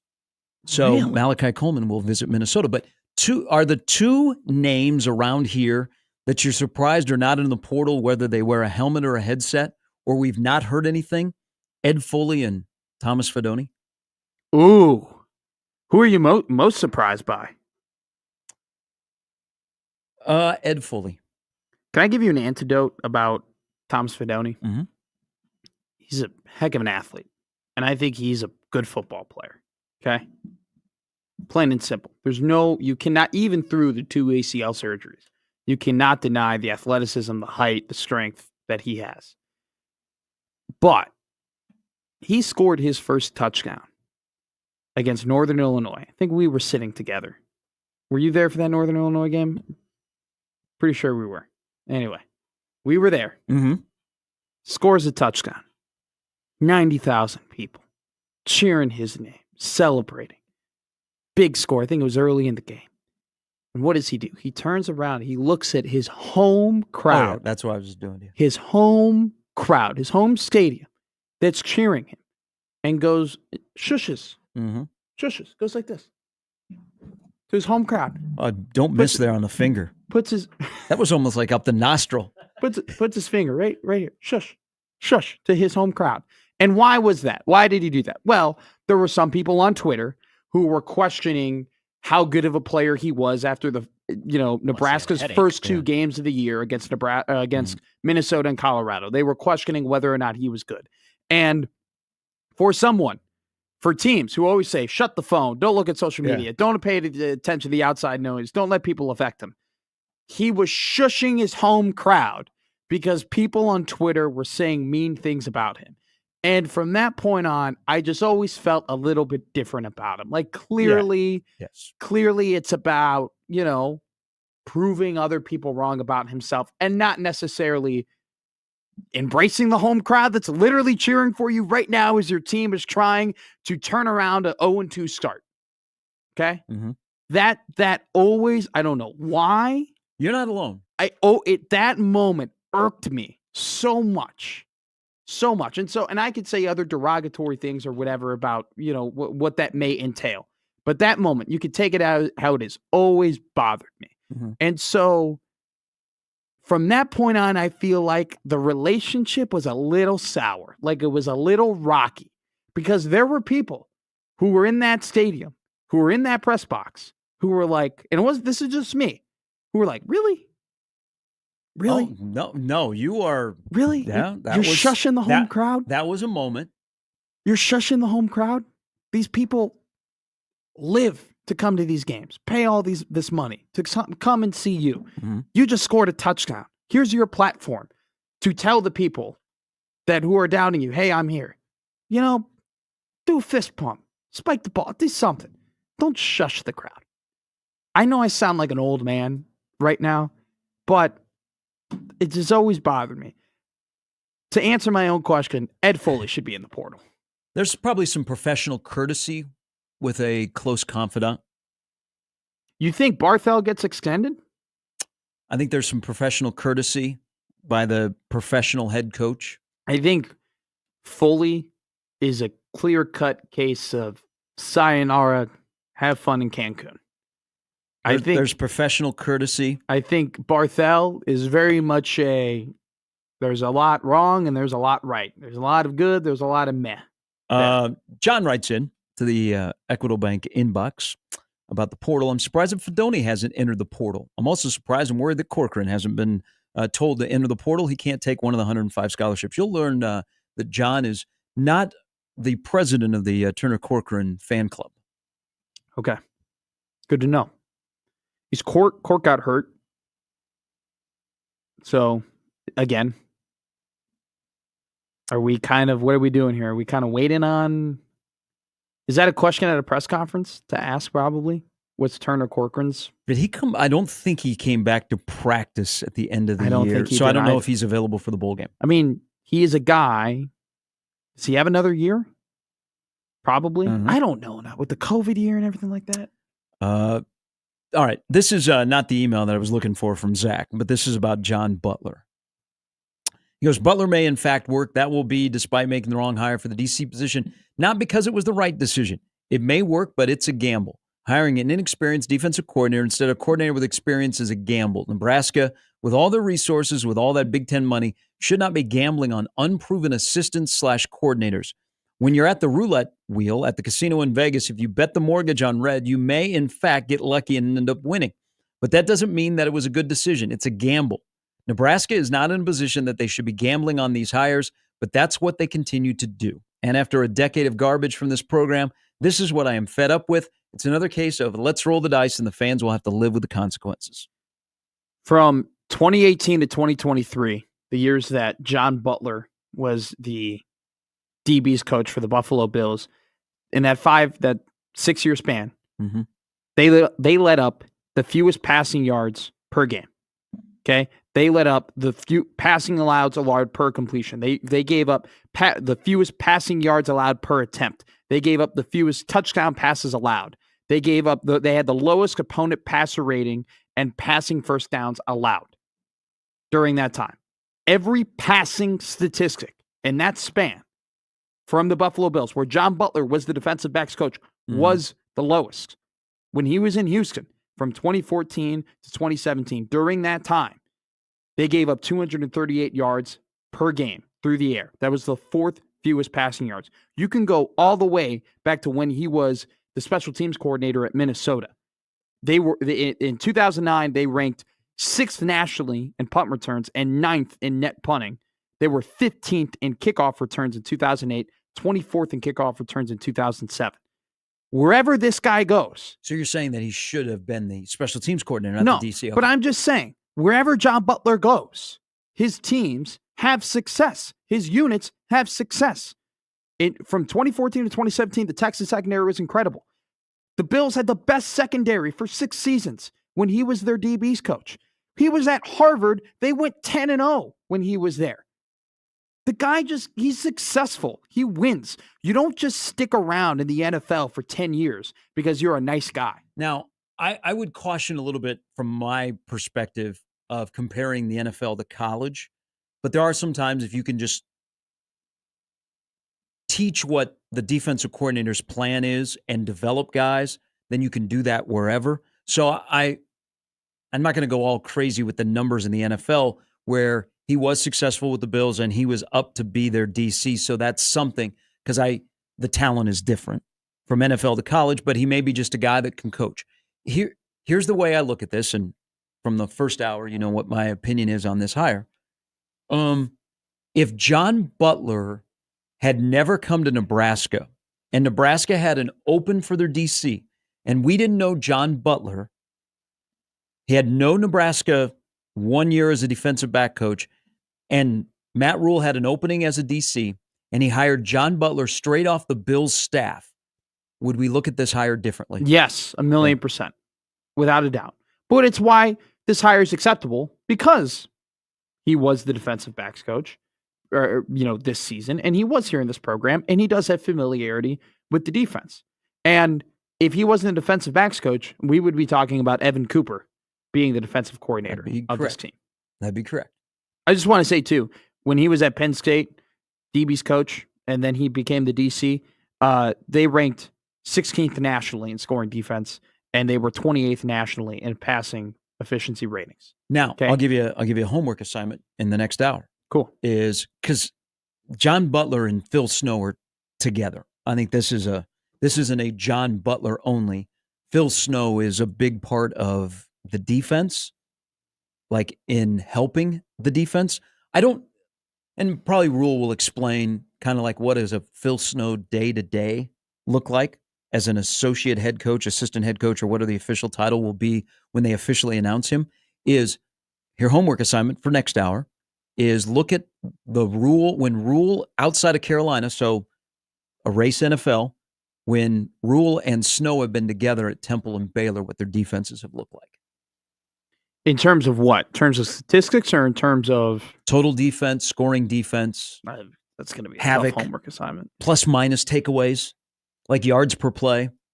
Can you give me the DVOA as well? Oh my God. I hate You're an analytics DVOA. guy. I like that. I hate you probably got it on the DVOA. bookmark. I produced this show over in ESPN, Bleck and Abdallah. Great show. Mm-hmm. Great show over there. They do they're the night show, 6:30 p.m. to 8 p.m. And our producers and I, because all that show didn't have full-time producers, it was all part-time guys who would rotate in. So you would kind of produce with the same part-timers, right? And there was an ongoing joke, like you can make a drinking game out of their show because they have a lot of the same things and bits and whatnot. And one of them was take a shot every time you hear DVOA. Those guys love so every time I hear DVOA, I just laugh and kind of eye roll a little bit because I just had to listen to that for months on that show. I still don't even know what it really means. It's just DVOA. Apparently it's really important. Jay Moore and Brandon Vogel are important on Wednesdays. Be curious to get Jay's thoughts on what Nebraska's defense may or look like, or will it be exactly the same? He'll join us coming up at 9. Brandon Vogel from Counter Read as well in the last hour. Gary and Matt on 1620 The Zone.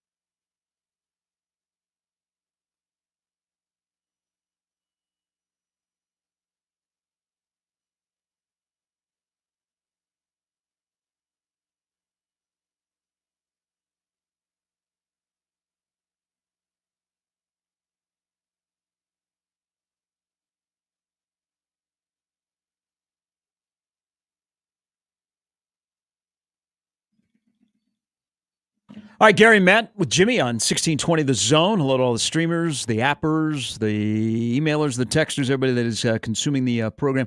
Did you consume the clip that was put out to tease the 30 for 30 about the New York sack exchange? Yes. That had the uncomfortable meeting of a welfare scammer and a wife beater, otherwise known as Brett Favre and Mark Gastineau yesterday. Coming this fall to ABC. I don't want to date myself here, but I mean, the station's already done it over and over again, and I definitely don't want to label myself as not a ball knower. Didn't really know who Mark Gastineau really was till the other day. We have covered the sack exchange on this show, so it's okay. It's one of those. Was he a giant? Was he a giant? Jet. We did dudes naming New York Jets, random New York Jets. Now, Mark Gastineau, who should not be in the Hall of Fame, but he is on this crusade that he should be in the Hall of Fame. So he got the sack record. He had the sack record, but he was only a one-down guy. He didn't play on rundowns. He only came in on third down and rushed the passer. Now, when he rushed the passer, he was really, really good, but he was not a full-time guy for the Jets. So that's why he's not in the Hall of Fame. Yes. Well, he thinks he should be in the Hall of Fame, and he thinks because if he still had the record, he would be in the Hall of Fame. But I mean, he clearly is struggling with some things. Clearly. And they release because the 30 for 30 is coming out on Friday. If you didn't know, I mean, and you're going to watch now. Hell yes. And maybe they showed too much because you might wow, that might be the best part of the whole 30 for 30. So Mark Gastineau confronts Brett Favre. If you've not seen it, I tweeted out last night. I had Ray Finkel vibes. He confronts him at a memorabilia show. I don't think Favre knew exactly what was going on. No. Favre was actually very nice. Yeah. Because I think he thought Gastineau was joking when he said, oh, you'd probably hurt me. He didn't know that Gastineau had held a grudge for so long about the sack record. After it is put out by ESPN yesterday, Favre comes back and he says, well, in a roundabout way, yeah, maybe I took a little dive for Strahan to get the sack. But I think Favre was confused. Gastineau, who won't let this grudge go, still upset that he should be holding the record. It was uncomfortable. It was tense. For me, I saw the play in question. Mm-hmm. What do you want Favre to do? You want him to truck Michael Strahan? I mean, they were nose to nose almost. He was rolling right into. If anything, you should get mad at whoever was the Green Bay Packers, offensive coordinator for calling a passing play in a game that was over, right? Because at that point, it's 2 minutes. Mike Sherman. There's 2 minutes, 40 seconds left in the game. The game's over, right? The Packers aren't trying to win that game. If anything, they just run the ball. It's whatever, right? So I don't know. I don't know what Gastineau was expecting Favre to do. He's got CTE. He's got other things. He's got problems. And it was super uncomfortable, but they do, I saw on TikTok last night, their extended interviews with him. Man, you're going to be really uncomfortable watching him because he struggles. He struggles to talk about his time in the NFL, and then he goes on this super long rant about being in the Hall of Fame. But I'm not a Favre fan, but I thought he handled it in the clip they shared pretty well. Because I think Favre was confused. He thought it was just, hey, I thought he was just joking. And Gastineau was livid. But come on. What's the longest grudge you've ever held? Because this grudge is a long time from Mark Gastineau.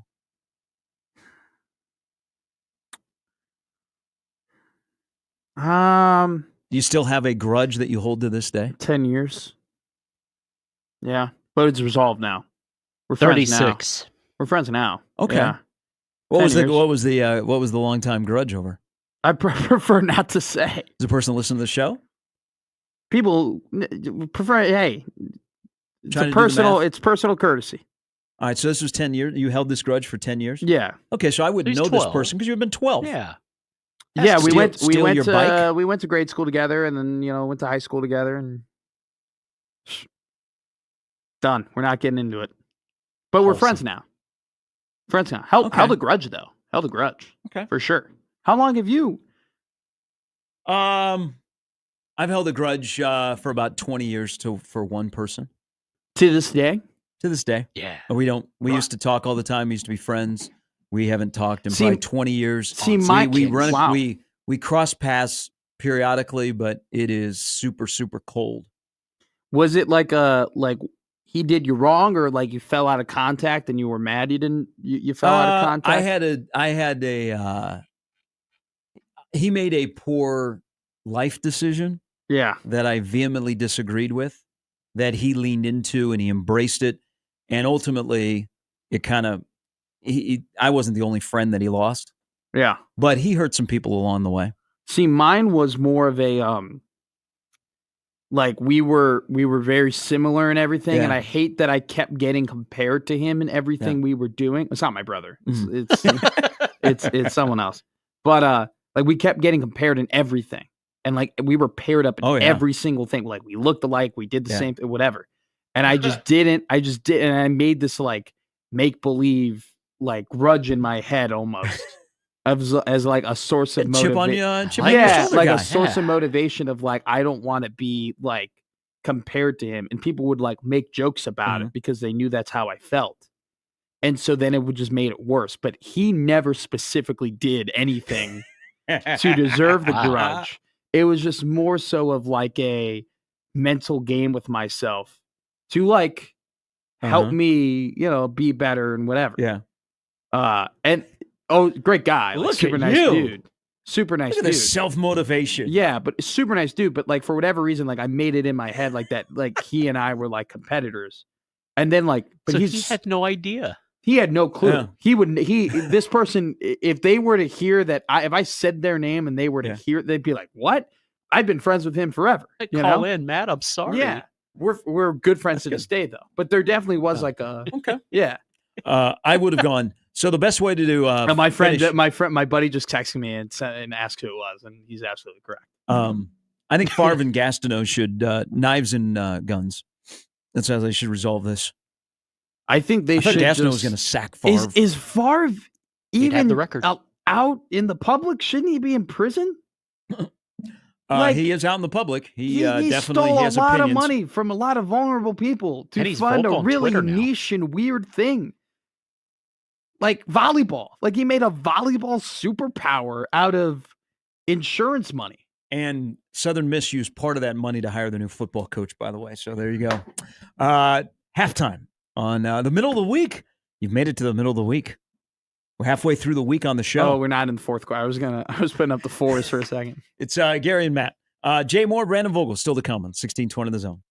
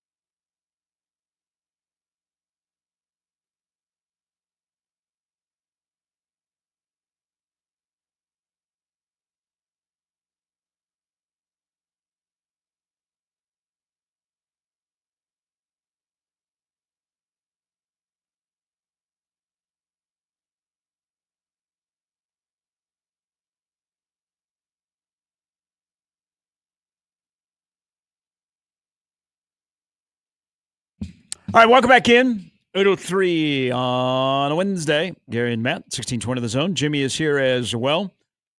1 o'clock today, the Big Ten will release the conference schedule for 2025. I think Iowa and Nebraska are going to play in Memorial Stadium on Black Friday. That'd be my first prediction. Wouldn't that be interesting if true? Next year? 2025? Wait, say that again. I'm confused. I know, it's hard to believe it's already going to be 2025. We're in 2024. Yeah. I mean, time flies when you're having fun. Yeah. The 2025 schedule will be announced today. Okay. At 1 o'clock. Okay. On your favorite Big Ten network. Okay. I'm just going to make a bold prediction. Iowa, Nebraska will be on Black Friday. Oh, I was so... We'll revisit this tomorrow to see if you're right. If I'm right, Nebraska's home games are Northwestern, Michigan State, Michigan, and the Black Friday game against Iowa. Also, USC comes to Memorial Stadium. At Maryland, at Minnesota, at Penn State, at UCLA. That's not bad at all. So the placement of teams, I'm curious on the last road game, the road game before Iowa, if it is to the West Coast or the East Coast. Mm-hmm. You know, you're going to go to Penn State, Maryland, or UCLA, like on a short week, even though it's at home. Oh, you're asking, coming back. Yeah, you're curious about then what is the first conference game? So I'll make a bold prediction to you. Mm-hmm. I think that Penn State, that game at Happy Valley, will be late in the year. Ooh, another mid-November trip to State College where it's snowing? I predict a late trip. Maybe not like week 10, but more so like week 8, week 9, Penn State. I mean, here's why. If Nebraska has a really good year, and that's Nebraska's ranked, or they're close to being ranked, that would be a game for Penn State that could potentially be a whiteout night game for them. Because what you have to think about is when Penn State plays the top teams in the Big Ten Conference, Big Noon grabs it. Mm-hmm. Right? So that's not a night game. That's an 11 a.m. game because it's a really big deal. Nebraska has the potential to be good enough where it's an interesting matchup between Penn State and Nebraska, but it's not necessarily a marquee matchup between the two. So I would predict that they put that in the later portion of the schedule for the potential for it to be a night game. So I'm looking at Penn State's schedule. They do play Oregon at home. But that will be a big noon kickoff game. So September 27th, that on FB schedules, it's already locked in. Their other home games are Indiana, Nebraska, and Northwestern. Where's your I'm telling you right now, Oregon will be a big noon kickoff. So where's your whiteout game going to happen? And maybe Indiana. Well, you know what? I think what it'll come down to is who's better. Because Penn State doesn't like to play their whiteout games against a bum. They want to play. No, they don't. Well, they got forced to this year against Washington. Yeah, but you're right. But they like to play the whiteout game against a big opponent. They want that game to be a massive game. So I think that if Nebraska is good enough, like they have the potential to be good enough for that to be a big game. So I think the Big Ten will strategically say, hey, we'll put that later in the year because you're not going to have a Penn State whiteout game the first game of the Big Ten slate, right? That's typically later in the year or depending on when they play a big game. I wonder why, and this may just be a mistake, that they already have a date for this game. For Oregon, Penn State? Yeah. Maybe it's did Oregon and Penn State already have an agreement to play that game through Pac-12, Big Ten? Possibly. That could be, that might be. Was that a potential home and home? Well, let me look at their schedule next year. Yeah. It still counts as a conference game. No.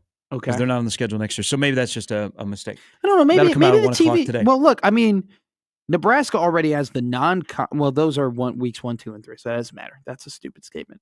But I don't know. I couldn't tell you why. Maybe it's a typo. Is there a game that what's the game that you're most excited for at Memorial Stadium? Michigan and USC. You got to hope that one of those two teams are back to normal, right? Okay, so let's say Michigan will be not maybe they won't be national championship. I think they're still probably 2 years away from being back in that conversation, but they will be one of the top 4 or 5 teams. Both of those teams should be. They're going to lose some more. They're going to lose Mason Graham. They're going to lose Will Johnson. Not to say that they don't have guys in the fold. They're about 2 years away from getting back to where they were. I like Sharon more. I feel bad for that Bryce Underwood kid. I feel bad for him because he got a lot of money. I feel bad for you him feel because bad for people to get money, and people were like clowning Brian Kelly about it. Mm-hmm. But that kid wanted to go to LSU. Like he wanted to play for the Tigers, and Brian Kelly was like, those 2 guys they lost a cornerback to. It was like those 2 guys wanted to play here, but they didn't have much of a decision. Like if you're Bryce Underwood, you cannot say no to $10 million. Oh, absolutely. But not. those Michigan men and women, you don't like, they're proud and they're all happy that they paid this kid $10 million. But I'll tell you this right now. If he has, Dylan Raiola was the best true freshman quarterback this year. And some would argue that he was an average to maybe even slightly below average quarterback, his play. Just fine. He was fine. He was an average quarterback. That's fine. Hey, no clowning on Dylan. I think he's going to be incredible. I think he's going to be a draft pick. I'm excited to see the jump that he takes with Dana next year. I want to put that out there. But it's hard. It's really hard for true freshmen to play quarterback in any sort of league, period. Mm-hmm. It's just a faster, different game. Every game you play is the hardest game that you've ever played of your entire life, okay? That kid, if he plays at the level of Dylan Raiola next year, there are going to be some people who are really upset. There are going to be some donors and fans who are going to have the pitchforks out for him because he's getting paid. The same is here. The same is here mm-hmm. because there are incredibly high expectations. So I feel bad for that kid because he could play at the level of the best true freshman quarterback in the country, and it still won't be good enough. He just needs to have a Chad Henne freshman year. Chad Henne had a serviceable freshman year at Michigan. I think Dylan had a serviceable freshman year here at Nebraska. I say he was just fine, but next year Nebraska needs him to be more than just fine. And if you follow the path, there's more than likely he will be that. You and I have talked about it mainly off the air at nauseum. There are plays that he didn't make mm-hmm. that if he made, they would have won games, and we would be looking at him as a good quarterback and not a fine quarterback. He was also hampered by his offensive coordinator. Yes, but I will say this, like the throw to Lyndon Meyer against Illinois, you got to make that. And the throw to Banks against Ohio State, you got to make that. The throw to Fedoni. I mean, you could go through a list. There's personal responsibility, and then there is putting someone in a position to be successful. Totally agree. So they go hand in hand, but Nebraska didn't pay to just have just fine. I agree. And I don't think he'd want to be just fine. The thing that will be fascinating about Dylan moving forward is how he grows with Dana Holgorsen, what they do in working on the mechanics of him being a NFL-type quarterback in terms of footwork, mind, all of those things, is he wants to be coached hard. Yeah. Okay? He was raised by Dominic. Of course he does. But that's a two-way street. Let's coach him hard, and let's praise him when he is good, and let's also not be afraid to criticize and hold him accountable. And I think there's a buffer there with Rhule. I think Rhule walks down a very tight rope of what publicly to say about Dylan. And I don't know if that has to do with just the whole Dylan experience. But the kid wants to be coached hard. He wants to get to the NFL. He wants to use Nebraska to get to the NFL and help Nebraska win. So he wants to be coached hard. Let's treat him and coach him hard. Praise him. And if not, let's be okay to call him out. Like we are not afraid to, but if you're his head coach, you know what? You can't pick and choose. You can't play favorites. What did we have this year when we're hearing stories about, well, guy played favorites. That's the guy who wanted to play. No. If you're good, you play. All right? And if you're not good, you know what? It's okay to say, wasn't good today. We need a better quarterback. We need better quarterback play. Gare. Matt. Get used to it. Well, this is college football forever in its entirety until No, not forever. You mean moving forward? moving forward. Okay. That you're going to have to walk a very fine line with certain guys. Which sucks because you're going to be afraid the kid's going to transfer. Which I know what you're saying. That's what it is now. That's what it is. Why? Like, we talked about it. Okay. This is going to be a little bit too long, but I don't care. It's a really good point, and it's something that I've said a lot. It's a little bit of a sermon. But, like, the biggest problem, I'm glad that NIL exists. I'm glad that kids are getting paid what they need to get paid. They've made so much money for the NCAA, and the NCAA has just grabbed it hand over fist and never gave anything back to them and gave them terrible situations at times to deal with. I'm worried, though, about the fact that there are going to be players who are in love with the program, who are like, this is where I want to be. This is where I want to go. And you used to go to places for two reasons: to win national championships, to win games, or this is where I'm going to play, and I need to become a better football player in order to reach my dreams of being in the NFL. And so that's why you committed. You committed because this is the program that is going to do the absolute best for me, that I need to be. Now that NIL exists, you don't have that anymore. So you're going to have players who are not going to reach their potential. You're going to have players who are not going to be the best they possibly can be, which means you're going to have teams that are not going to be the best that they can possibly be, which means you're going to have a product that is not going to be the best it can possibly be. And this is the problem that we now run into, where we have to now, as coaches and as teams, and I'm speaking on behalf of college football, play freshmen who are highly talented and highly regarded because we're afraid that they're going to go somewhere else next year, even though they're not ready. Even though they have not proven that they are ready to play the game, even though they have not come up through our system like the other guys who probably deserve to play more than they do, we have to play them out of fear that they will leave. Because if they leave, we lose. And if we lose our jobs.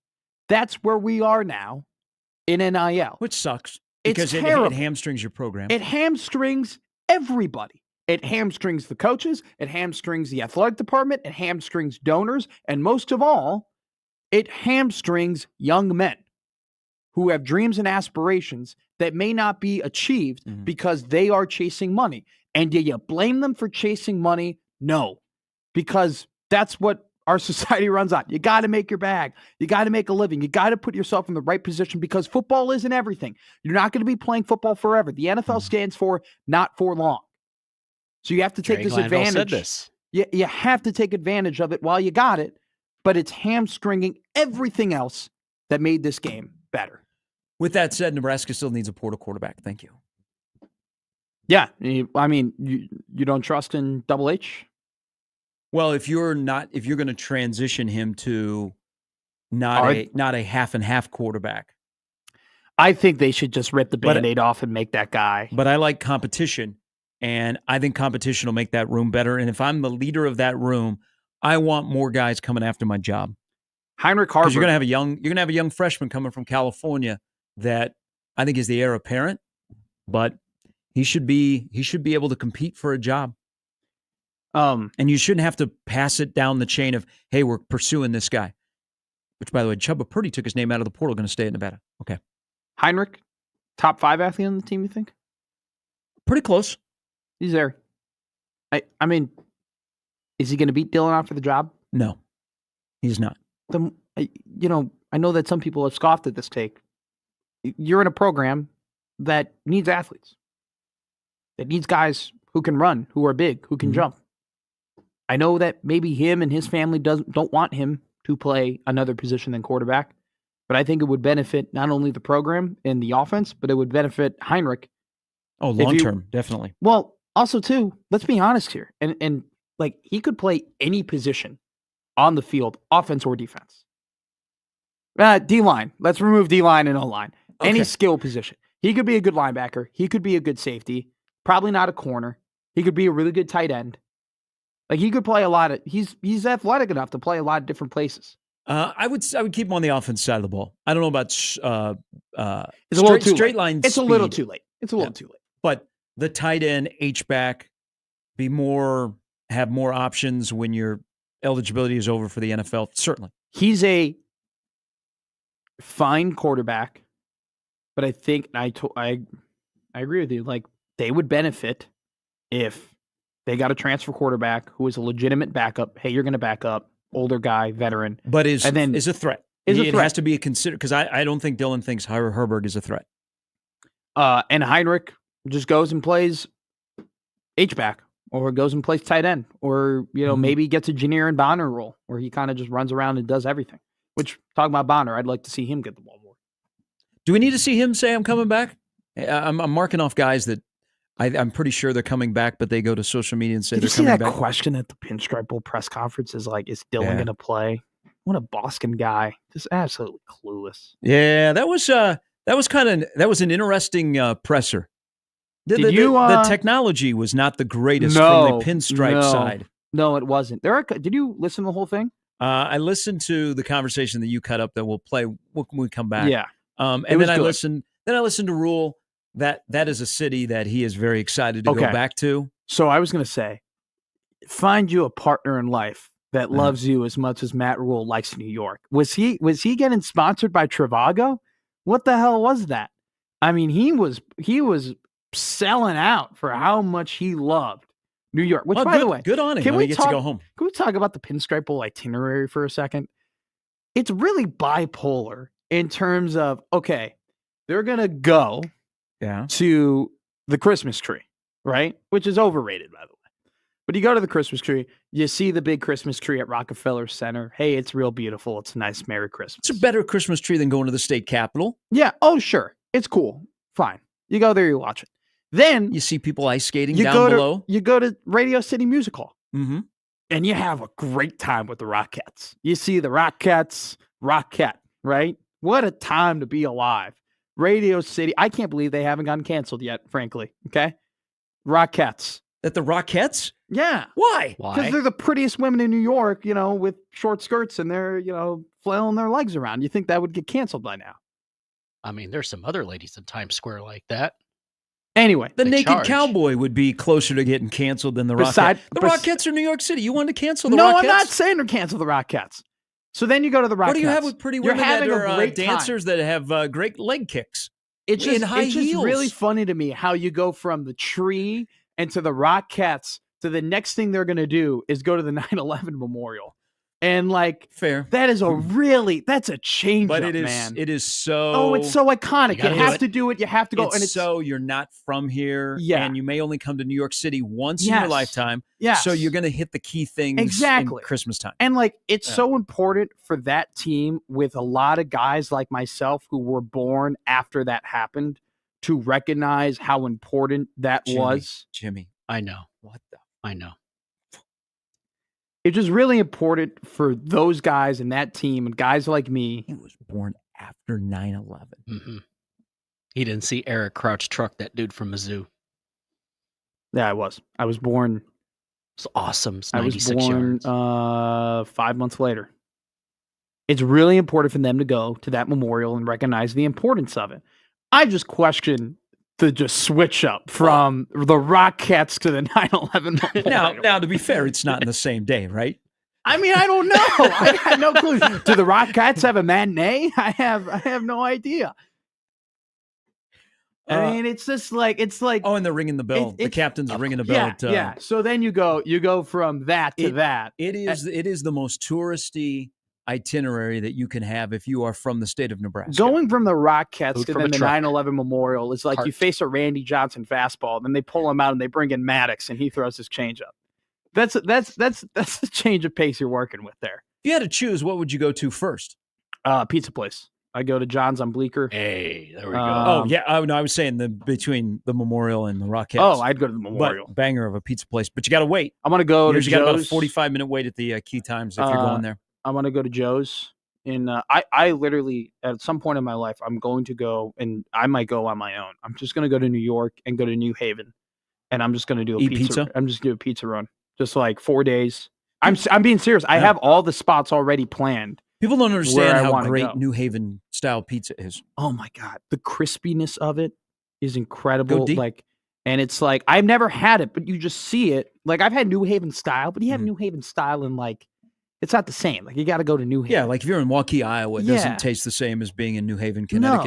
No. and it's like all about the sauce and like I mean, it's just great. I will at some point in my life. Man, I will love the go pizza talk on the show. to New York, and I will do a 4-day pizza run, and I'll hit John's, I'll hit Joe's, Domino's, Papa John's. There's garlic sauce, Sal's. There's Home this Run. The Dave Portnoy like One Bite like app where the guy from Barstool. Yeah, like he ranks all those. Like yeah. He's controversial, but he's a pizza guy. I like his pizza recommendations. So yeah. Anyway, New York. Have you gone? By the way, to Matt, New York? your recommendation from yesterday had a friend text me, said, "Hell yes." What Your recommendation? Chicago pizza recommendation? Pequot's. Yeah, did my research. I'm sold. Got to get the pepperoni at Pequot's. Got to get the pep. My dad is from New York City. I didn't know that. Yeah. Well, Westchester County. Oh, wow. Okay. Bougie. Bougie. Grandpa and Grandma had nice. Little dough. Yeah. Little dough running around. That's why he's got the St. Petersburg house in Florida. That's why it wasn't because of the radio. We come back. Jesse, stay right there. We'll get to you. It's Gary and Matt on 1620 The Zone.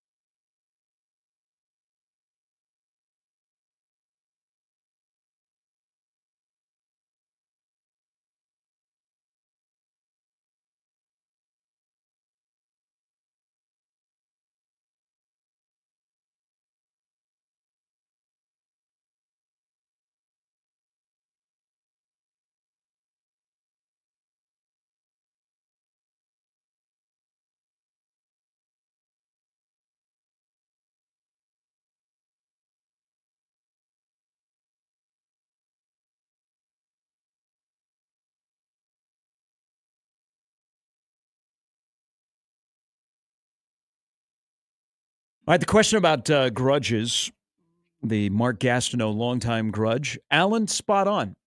However long my Steve Peterson grudge is, the question of what is your longest grudge? Steve Peterson, Bo Pelini are very popular of people that have grudges. When are we getting to Jay Moore again? He stops by in 31 minutes. Okay. You got a grudge against him? You don't even know him. No. I want to get to. You're going to be we'll get to the pinstripes. You're a Jay Moore virgin. We'll get to the pinstripe stuff here in this segment. But I do want to talk about this because I do need to be educated on this. The Bo stuff. Mm-hmm. You talk about Matt Rule is great Monday through Friday. Come Saturday, you haven't seen the results that you wanted. Bo, you could argue, was the opposite. No?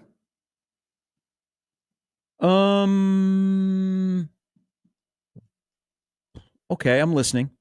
They were 9-3, 8-4. They won a lot of games. Did they win the big one? Like they were closer. Games that matter. They were closer to being an Iowa/Penn State program than they were being a Ohio State Michigan program whilst he was here. Mm-hmm. But you cannot deny the fact that he had much more success than any other coach before him or after him. There was good consistency and bad consistency, but you were going to get were going to get that. Yeah. And clearly, and I don't blame Nebraska, a team who has a lot of tradition and whatever for moving on from him. But was the Monday through Friday really that, like, was Bo, was it that bad Monday through Friday? I don't know that I would separate and go deep on Bo Monday through Friday compared to Saturday. I'd have to do Bo as a whole. Sure. And Bo as a whole was what? Because you got to realize, Chicago guy, like, wasn't really following the team.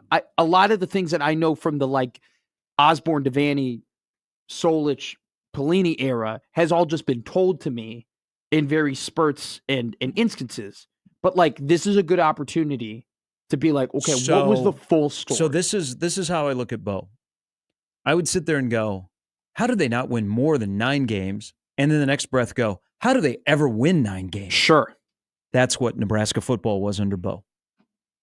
And then the off the field stuff. Was it that, like, toxic, or was it as it's been described to me? Was it that difficult? Bo's problem, and this is a big thing at a Fortune 500 company. There's Nebraska football. You got to surround yourself with people that will challenge you, that will keep people at distance from you, that will allow you to do your job. And when you want to get outside of doing your football job and worry about all these other things, they say, that's not what you're here for. I take care of that. That's one of the most important hires, is that buffer, so that you can do your job of running a football program, and you don't get concerned about if the athletic director is going to let balloons go. Now, that's just a hypothetical. That's not something that Rule and Dannon would. I'm just like those, like, little. Bo got consumed by little BS stuff that had nothing to do with the X's and O's, where he needed to be better in running an entire football program. And there have been a lot of coaches here that get caught up in that because it's just a god. Yeah, but it's a thorn on everybody's side. It's a GD drama machine. Yes. That you come here and you just want to coach ball and worry about ball, but you got to make that hire. That's their job, to worry about all that other stuff and be the buffer between you and the athletic director, or things that don't ever need to get to your plate. Yeah. They take care of, so you can find the tools in your toolbox just to be the football coach. Yeah. Okay. Rule does a good job of that. I agree. 1,000,000%. I think Rule does a good job of compartmentalizing and focusing on the football. He can also dabble in the other stuff, but he doesn't let it consume him. Where Scott, to a lesser extent Riley, but more Bo, they let that stuff outside of their walls consume them, and it influenced their decision-making. And thus, they got off the rails. And if they were not already equipped to run a football program, that was just another thing that set them for a 2 or 3 yard loss. Beautiful, beautiful rendition. Here is Jesse. Good morning, Jesse. Good morning, guys. How you doing? Good. Good. How are you, Jesse? I'm good. So, yeah, I heard you talking about Pinstripe Bowl and all that. I know you weren't. I gathered that you guys weren't really bashing it, but I go to the message boards and comments, and maybe that's my first problem. Yeah, that is your problem. Stay away from right. I'm kidding. But still, I see this. There's 2 things I see in these comments when talking about the Huskers going to New York City in the Pinstripe Bowl. I see an element of ignorance and entitlement which surprised me because I thought the last 2 decades would have knocked some of the entitlement out of this fan base. They were thinking, it looked like they thought they were better than the Pinstripe Bowl, for one, which I don't understand how you think that, knowing that you backed into bowl eligibility. I mean, you backdoored into it, right? And that is true. Then they're like, oh, yeah. How do you not see, I don't know, how do you not see the benefit of, okay, sure, we all want to play in warm weather, but like 7 days a week and twice on Sunday, I'd rather be in New York City than Orlando. 1,000,000%. Outside of the weather, right? Like, so what is it we're complaining about? Are we complaining about the opponent, who, by the way, I mean, they don't have the banners and whatnot, but that's a big time program. It's a brand in the Northeast that you're playing. Like, it's a big brand. Everybody knows it. It's going to be an iconic, I mean, a matchup from a photograph perspective, just the backdrop of it all. I mean, people tune in, people do watch that game for the reason that it's in New York City. But I just don't understand the fan base. And I even saw people being like, I've never even heard of this bowl. And I'm like, well, with all due respect, I don't have the Bulls heard of Nebraska. I mean, it's been that long, right? But I guess I don't understand the fan sentiment, disappointment, and entitlement around the bowl and the bowl trip and this bowl selection. And I don't know. I don't know if you guys are seeing the same thing. Jesse, thanks for the call. Absolutely. Couldn't agree more. So, Hell of a call from Jesse. Weather is one of the Pinstripe. Here's the other kind of overriding factor is going into the Iowa game. I mean, if you want to be upset, also be upset at Ohio State for losing to Michigan. Yeah. Because the general sentiment was shared. We did it on this show. If Nebraska wins, they're going to Tampa. All right. Warm weather. Hell yeah. If they lose, they're going to Nashville. Nashville, even probably to a lot of people, are like, oh, I'd rather go to Nashville than Tampa. I like Nashville. We're going to go to Nashville. Nebraska's going to play LSU in Nashville. Even if they lose, oh, sign me up. I can drive. It's going to be great. And then Nebraska loses, and you're still like, ooh, Music City. And then the next day, Michigan upsets Ohio State. So all of a sudden, Michigan is in play. And the dominoes start to fall. Nebraska, which going to the Music City Bowl at 6-6 actually would have been over your skis. And you would have been going. Yeah. You would have been going there because of 1.9 million people and 90,000 every Saturday. That's why you would have been going to Nashville. Then all of a sudden, the dominoes fall, and Nebraska falls back to where they should be going, and that is a 6-6 bowl played outside. Where no fan shaming. If you don't want to spend your money to go sit outside for 4 hours where the weather may be just above freezing, I get it. Don't say, I don't want to go to New York City because what if I get shot on the street? Get that out of here, okay? But that is part of the disappointment of being at the Pinstripe Bowl. Jesse's right. Nobody has any way to complain about. Nebraska made a bowl game. Bottom line, they made a bowl game. They get the bowl game that they deserve. They would have been going to a better bowl game just because of y'all. They didn't. Now they're in a 6-6 bowl game that you go to the Pinstripe Bowl once and you never go back. Hey, Cowboy, they'd be going to a better bowl if they were a better team. Nebraska was going to go to a bowl game that was above 6-6. Now, there's 4 teams from the league that are in the playoffs, so that helps a little bit. But Nashville, it was all, they lose, they're going to Nashville. Oh, man, wake up Saturday morning. Let's see, handshake gate, the way the game ended, but we're going to Nashville. It's great. And then 4 days later, it's like, well, the Pinstripe Bowl is probably where Nebraska's going because all of a sudden Michigan is sexy.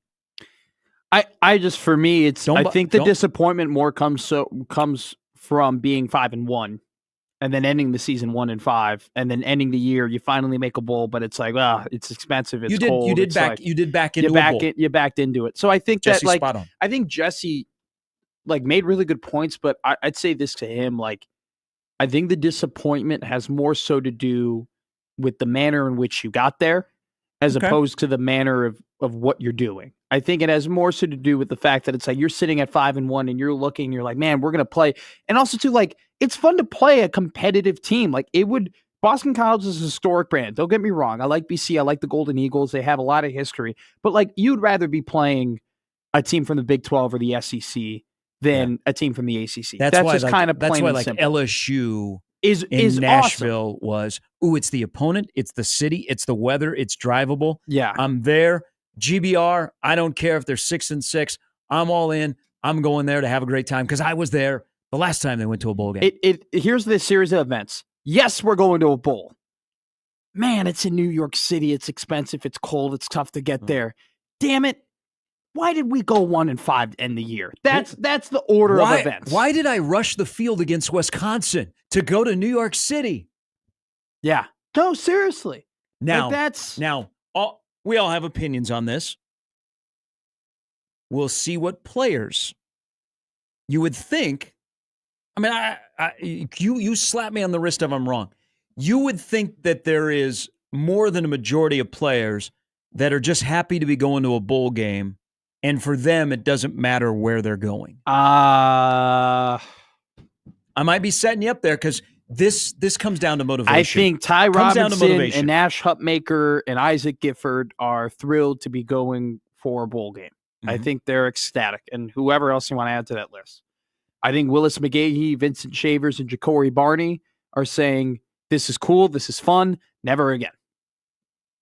Never again. The Pinstripe Bowl, not a bowl game. No, yeah. Thank you. The Pinstripe Bowl. They'll say, you know what, this is cool, this is great, got over the hump.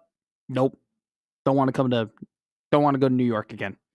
I want to play somewhere nice. I want to play somewhere warm. I want to play a good team. I want to play a game that's not going to be kicked off at 11 a.m. Technically noon. I'm going to be playing at a game that's on primetime ESPN. I want to be playing in the college football playoff. That's where I want to be playing. Talking about the Pinstripe Bowl. They had the Pinstripe Bowl press conference yesterday, and a hot topic of discussion was something that you and I have talked a lot about on this show, and that we have teased over the last couple of days, the 105 player limit that Nebraska and every team in the NCAA are going to have to face. But not until the first game of 2025. Not until the first game of 2025. But it's still very much a thing that's on the mind of every coach, every athletic department we get to around do this the country. again in the spring. Both coaches had a lot to say about this topic. We'll see what Matt Rule once again reissued the problems that they are going to have going down from 150 to 105. We have a unique situation here in that we had 150 guys to start the year, and so then we signed 20 guys in our class, which puts us at like 170. So, you lose 30 guys, it puts you back at 140, and then you have to get to 105. So we've got maybe 30 to 40 kids who walked on here, who paid their own way to come to the University of Nebraska because they love it. And they love what it means to be a Cornhusker. They want to be on this football team in whatever role. And many of them moving forward will not be able to because, as Coach O'Brien mentioned, some new rules. And I think, as we all know, when something's meant to benefit some, it usually benefits the upper 10%, and then there's a lot of collateral damage.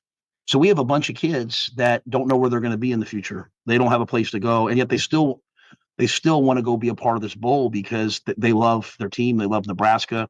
So, we live in a day, and obviously our fan base is very excited about Nebraska, and you guys cover them really well, but we cover a lot of the stories like, hey, this one guy left. Well, I'd like to think about the 50 guys that instead of going on official visits right now to find a place, they're sticking around to just go be a part of something that hasn't happened since 2016. And this will be the last time many of these guys ever get a chance to put on that helmet. And so when we talk about gratitude, this is probably, I've been to some bowls before. It's probably the most grateful I've ever been for a bowl. And I think about those kids that are there. He's a pro's pro. Him being a walk-on, this rule clearly affects him in a way that he gets a little emotional talking about it. Emotional, and I would be angry that there is no 130, 125, 105 over a 3-year period. Yeah. And I think a lot of people, like this state, part of the reason why it is so rooted in football is because there are a lot of Nebraska football players that came from Nebraska, that grew up Cornhuskers, that played Nebraska high school football, that walked onto the team, that played. And Nebraska, as you know, Gary, is a very prideful state, and there are cities in the Thank state you. that are very prideful of who they are and what they do. And to have that representation Burwell, hell yeah. on what is the biggest stage. The Huskers are the biggest stage that this state has. And to have that representation on that stage is a massive, massive thing for this state, which is why they love Husker football so much. And when you make this rule, you eliminate that. You eliminate a lot of those Nebraska walk-ons and a lot of those great stories like a Nick Henrich, like a Luke Reimer, who came from the state, ended up playing for the state. John Bullock, another guy, made their dream come true. Bill O'Brien, definitely on the side of Matt Rule here. I said to our team this morning that one of the many things that University of Nebraska is known for is an incredible walk-on program. I think they called them the Black Shirts back in the day when Coach Osborne was there. And the 105 rule might be the most ridiculous rule, in my opinion. When I went to Penn State, the way that we kept the team together was with walk-ons. You know, we have a couple walk-ons from Penn State that were with me there that are coming to visit us this weekend to watch us practice. The walk-ons are the heart and soul of college football. And so, like, a guy pays, you know, whatever he pays to come to Boston College to get a great education and says, you know what, I want to play football. Our captain, Joe Marinaro, special teams captain, he was a walk-on that I awarded a scholarship to this fall. He was a walk-on for 4 years. So to you know, we don't have 150 like Matt does, but we have 120. So at some point in time, we've got to cut down. We have to cut 15 kids to get to 105. That makes no sense to me. I don't know who makes those rules, but I would certainly love to sit down with them and discuss like how important the walk-ons are to college football. I love Billy O. That was the second time he said, by the way, that what we're doing is stupid. Earlier in the presser, Most coaches are. He goes, earlier in the presser, he goes, who opened the transfer portal now? He goes, who made that up? Well, it's not just so Lane Kiffin isn't the only guy that is speaking out. I mean, I think coaches are not afraid to, I mean, go to bat for the sport. Everybody to you know, it's one for all, it's one for one, not for all. You promote your school, but I like that college coaches are at least speaking out on the entire part of it. But instead of complaining, those are the rules. There are people in your profession that's what they wanted. You then take them and use them to your advantage. But coaches now are not afraid to talk about the bigger picture of the sport, and it's not just Lane Kiffin. The calendar does not make sense right now. The calendar makes zero sense. Is wrong. Because while we're going through it now, and places like Nebraska, which probably should have done this, Nebraska's had a bloated roster for a while. And some coaches can handle it. Others, they can't. And they would be the ones that are like, oh, God, thanks for bailing us out so we can get to 105 so I don't have to deal with, you know, all these players and just a bloated roster and what to do with guys. But as you look at, like, as you transition into this and you go to 105 and guys speak out about it, is what are you going to do to, like, further the sport? Like, are you going to go, you know what? Our guys that are at FCS are going to benefit. Our guys at Division II, junior college, all of that, the whole sport's going to benefit. And because at some point when you get done complaining about it or saying this is not right, what are you going to do to make it better? What are you going to do to make it better? But because the sport's going to continue to move on. I mean, the sport is the sport. We do the Saturdays really, really well. We don't do Monday through Friday where we're not throwing the ball or catching the ball or tackling very well. And we got to do that part better. But the sport's not going anywhere. And you could make a case that the sport has never been as popular as it is now nationally. Never. Because the playoff is taken, because for the longest time, this was a regional sport. It was. I didn't give a rat's butt about college football in Chicago. Now, there are college football people who have their own shows in Chicago talking about it all the time because it's of interest. When I was working at ESPN, we'd have people call in on our Chicago shows or our local shows and be like, what about college football? That wasn't happening a decade ago. Yeah, and now with the playoff, there's more access. You don't think that the college football conversation in Bloomington, Indiana has ramped up? Oh, my God. It's, you know. They could be a football school in 4 years. But the playoff has allowed more access. Yes. And it expands where you have, I don't know, you can dream. You can dream. Anybody can make it. So that opens up markets that haven't had the opportunity. And it takes it from being such a Southern or a Rust Belt sport or a strong Midwestern sport. And now you're paying attention on the West Coast. Yes. You're paying attention in the mountain time zone, Utah the wants, Midwest. BYU wants to be good at football. Even though to much a lesser extent because of pro football is so big and there's not as many big name programs up and down the seaboard, it's on the East Coast. And so the sport's in a good spot and a bad spot. Is that fair to say? I couldn't agree with you more. Now it's in a great spot and it's also in a terrible spot. And like what freaks me out about this whole 105 thing is that you got a guy like JJ Watt who went to Central Michigan. He was a tight end. He hated it there. He didn't like he was playing, but he was homesick. He goes home to Wisconsin. He walks on to Wisconsin. Plays there. They give him a scholarship. He ends up becoming one of the greatest NFL players ever. In this day and age. Boy, he's going to hear that from Odson. Isn't he, Jimmy? Just thinking the same thing. He's what? He doesn't like JJ? That's an understatement. Save it for the crossover. Yeah. He became one of the greatest defensive players ever. In this day and age, that doesn't happen. Does JJ Watt become one of the best defensive players ever? Who's to say? But the odds are a lot lower.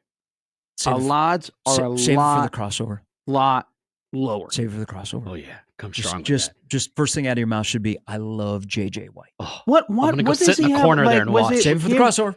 Save it for the crossover.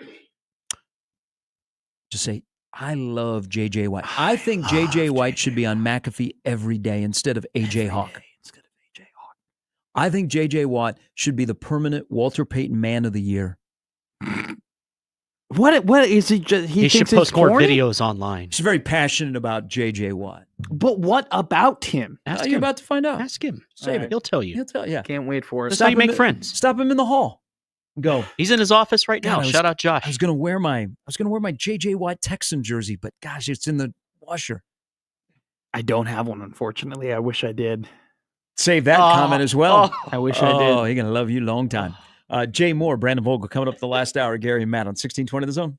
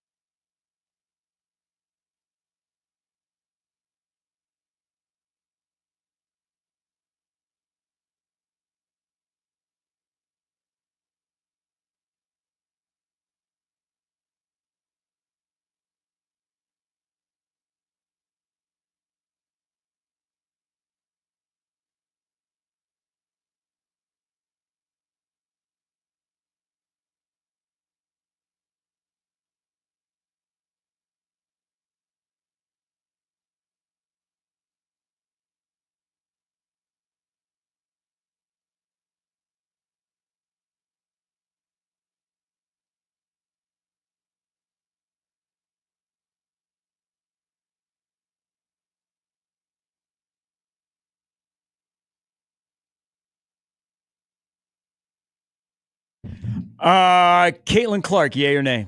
I don't know your opinion. We've never talked about Caitlin Clark. You're gonna call me soft.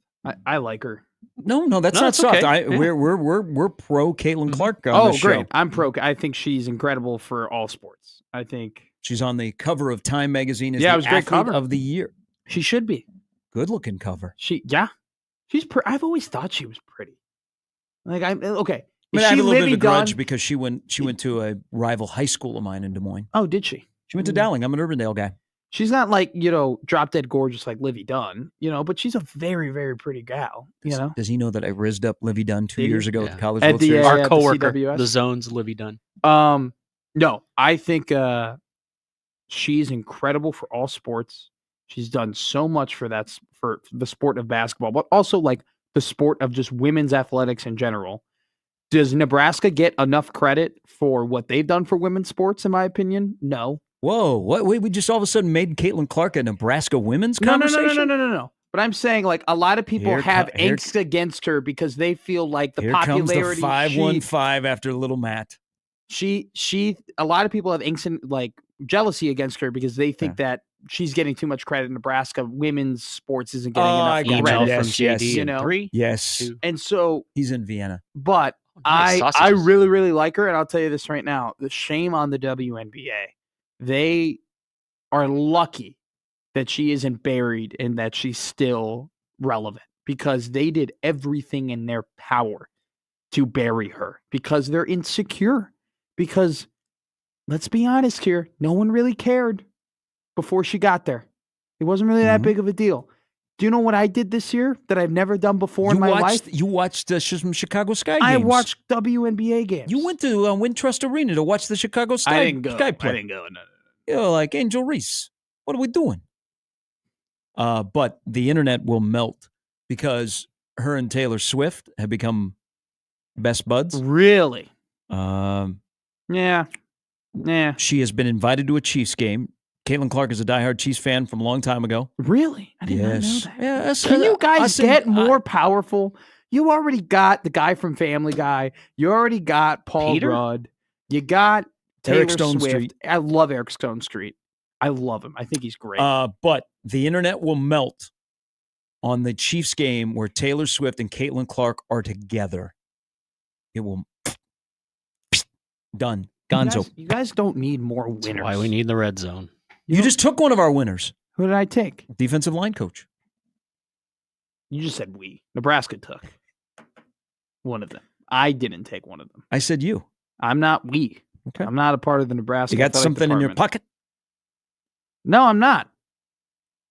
Michael Severe taught me, no we. You're not a fan. You're not a part of the department. I report on them. I report on Nebraska athletics. You're not playing defensive back? I'm not. No, I'm not on the team. It's not us. It's not we. It's them. They are them. Those guys over there. They are, yeah. Did I go there? Yeah. Do I hope for their success? Absolutely. Do I have an engaged interest in them? Yeah. But I'm not, we're not we, and it's not us, and it's not our. A we guy, an I guy, because he played there, will join us next.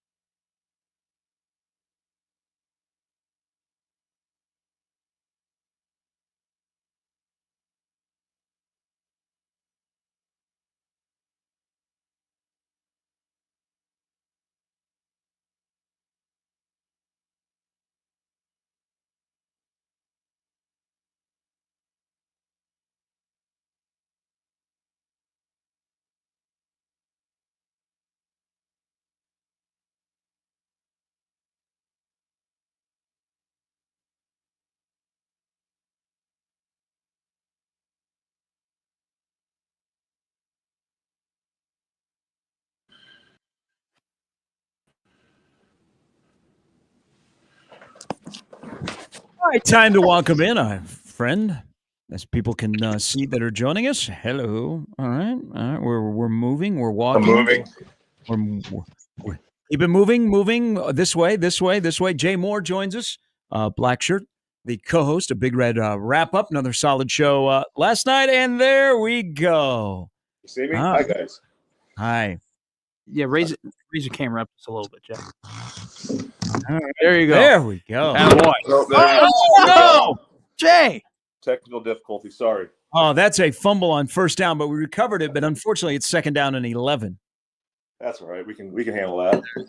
Hey, let's start with not necessarily John Butler, but as a whole in that role, your experience, college to the pros, what makes a good to great defensive coordinator, regardless of if I'm a 3-4, a 4-3, or a 3-3-5 guy? Yeah, I think I've had a mix of different coordinators. Whether it was going from Bo Pelini to Kevin Cosgrove. I was in San Francisco, had a good, well-respected D coordinator, but I was with the St. Louis Rams when Spagnuolo was the head coach. Obviously, he's one of the best defensive minds in the game, maybe to ever be in the game. I think the best coordinators have a skill of making the rather complicated really they can communicate that. They can dumb it down, I guess you should say, for lack of a better term. The communication process is very, very smooth. They're open. I think good coordinators are always open to other ideas, other just different ways to make it work. I don't think there's more than one way to skin a cat when you're playing defensive football, and it doesn't matter what scheme you're playing in.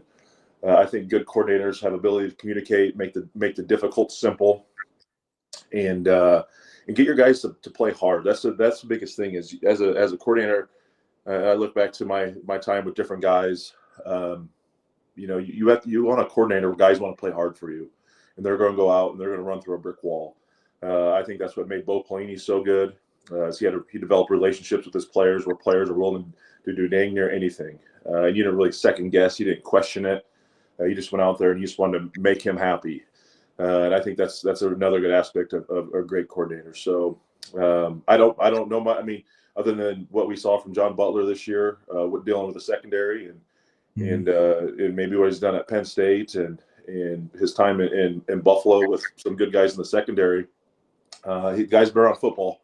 I do know that, and I'm excited to see what he does. With a couple weeks prepare for a Boston College offense that might look a little different than what we saw throughout this year, but I'm glad we got some pieces in place with this football team because you got to start recruiting this transfer portal, and guys got to know what the role is going to be and who's going to be coaching them, and you got to start developing those relationships.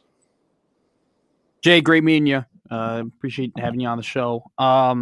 I know from afar, like at least from the media perspective, and just like myself personally, like never been in a football locker room, never have had a position coach or anything of that nature. So I wanted to ask you, and I don't know if you've personally gone through having a new position coach or switching position coaches, or maybe you've seen rooms at your time in Nebraska go through position coaching changes, but like, what is that process look like, and how important is it for that new position coach to come in and establish themselves and trying to connect with the players? And, what are kind of the things that are bad that they might do, or good that they might do, or important that they might do? Like, what does that kind of transition look like from your perspective, a guy who was in that locker room? Yeah, I've dealt with it a couple different times. I know my senior year at Nebraska, John Blake was my defensive line coach for 3 years, and then my senior year we played Oklahoma in the Big 12 championship, and then Coach Blake decided to leave because Butch. I can't think of his last. But he had the head coaching job at North Carolina, and John Blake went with him to North Carolina. So for the bowl game, for the Cotton Bowl, we're going to play Auburn. I had an all new defensive line coach. So pretty similar situation to what Nebraska is going through right now with Terrence Knight leaving, Tony White leaving.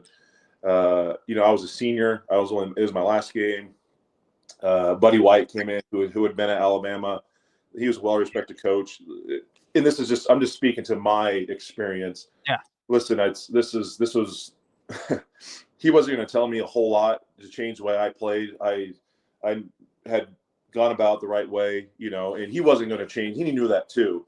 But the most important thing is developing those relationships with the younger players and guys who are going to be there, the next couple of years. So, who's handling, with the D-line coming in, handling Nash and Ty, listen, hey guys, you guys are a hell of a football player. You guys know what you're doing. Go do your thing.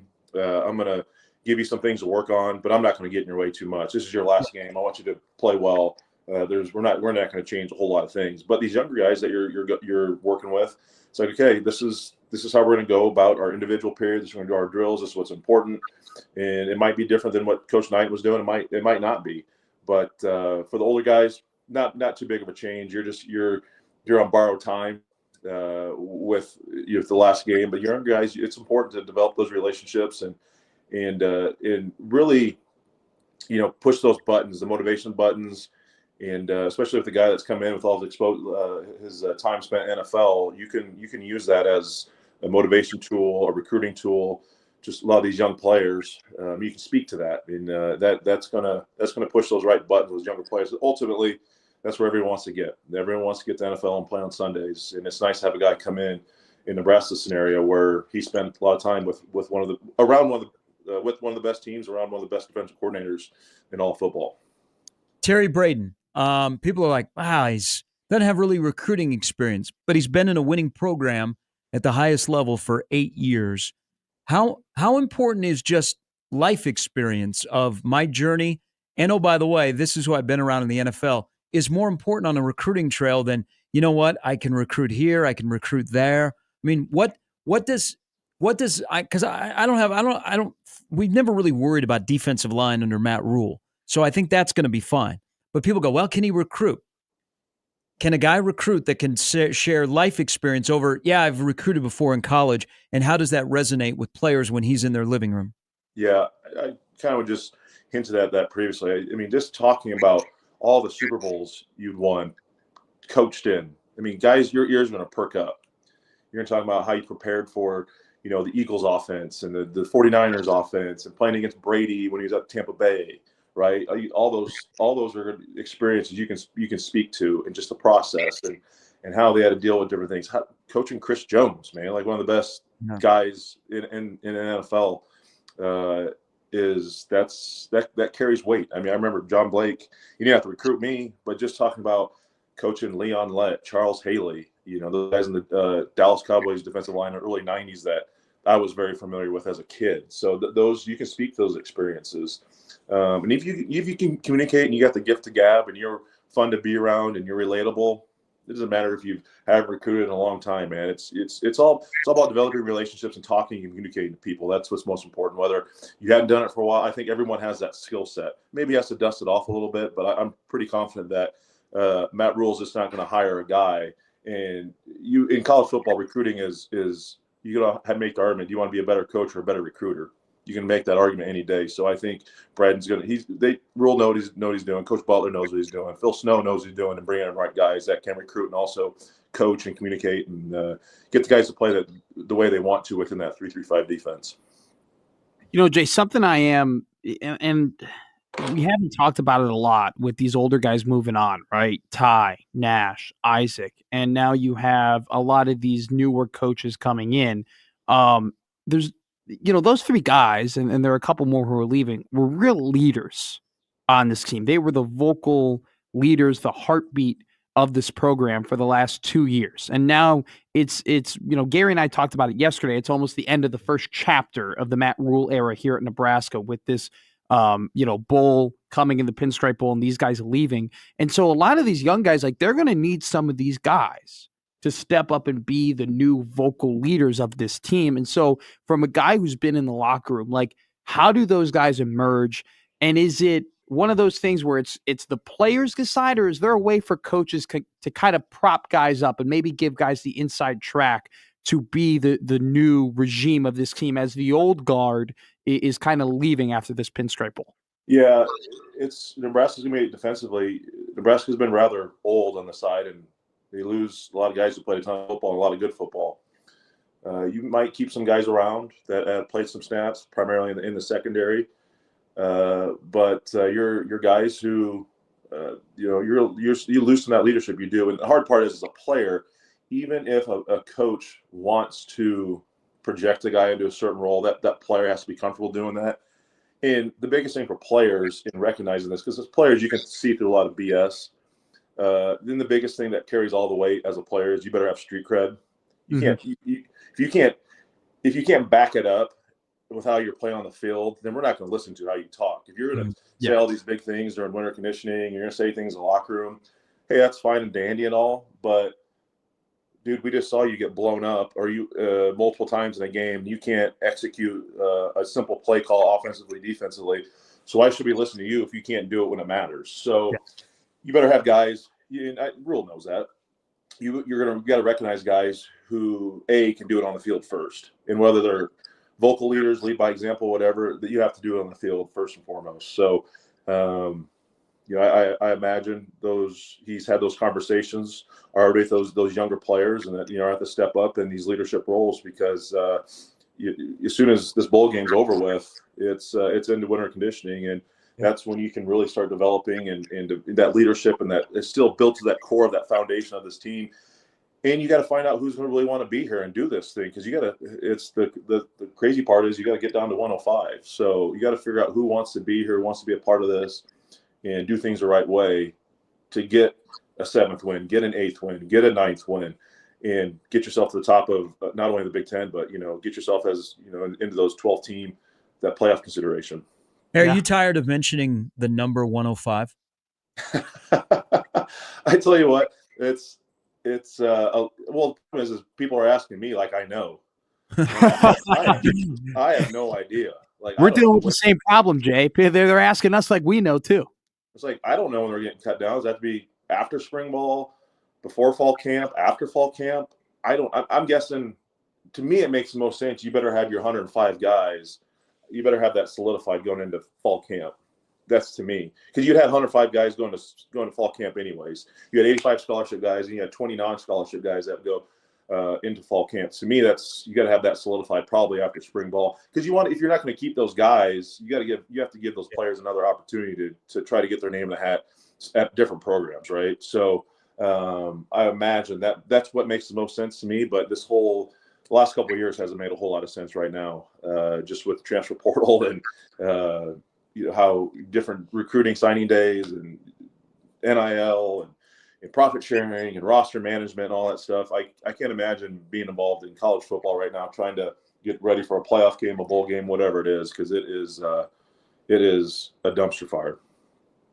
I want to go back to the D line with you. A lot of movement, a lot of transfers, a lot of guys moving on, right? And a lot of old guys, graduating, going to the NFL, whatnot.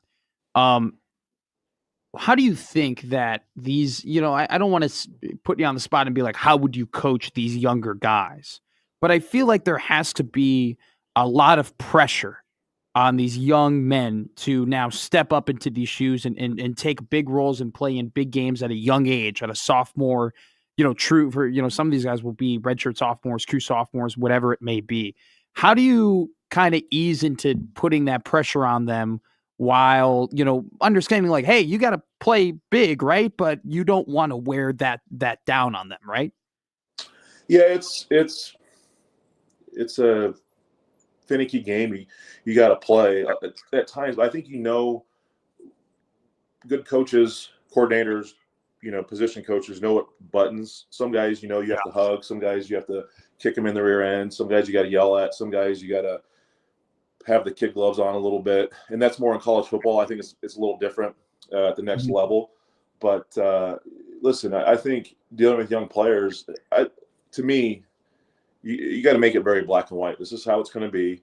Yeah. There's no ifs, ands, or buts. There's no wiggle room. We're not working in the gray here. There's no gray area. Either you're in or you're out. This is how we're doing it.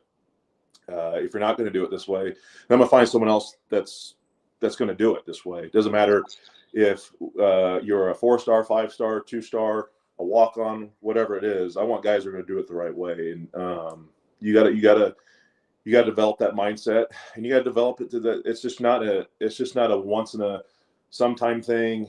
It's not like, hey, I'm going to do it when I feel like it thing. It's an everyday thing, and it's the small things that it's getting to class on time, being in meetings on time, dressing for practice the right way, dressing for workouts the right way. It's always doing the things that need to be done the right way, and it's the little details that matter. And when you have had so many close losses, and you can go through every game with a fine-tooth comb and find little things here and there, those little things add up.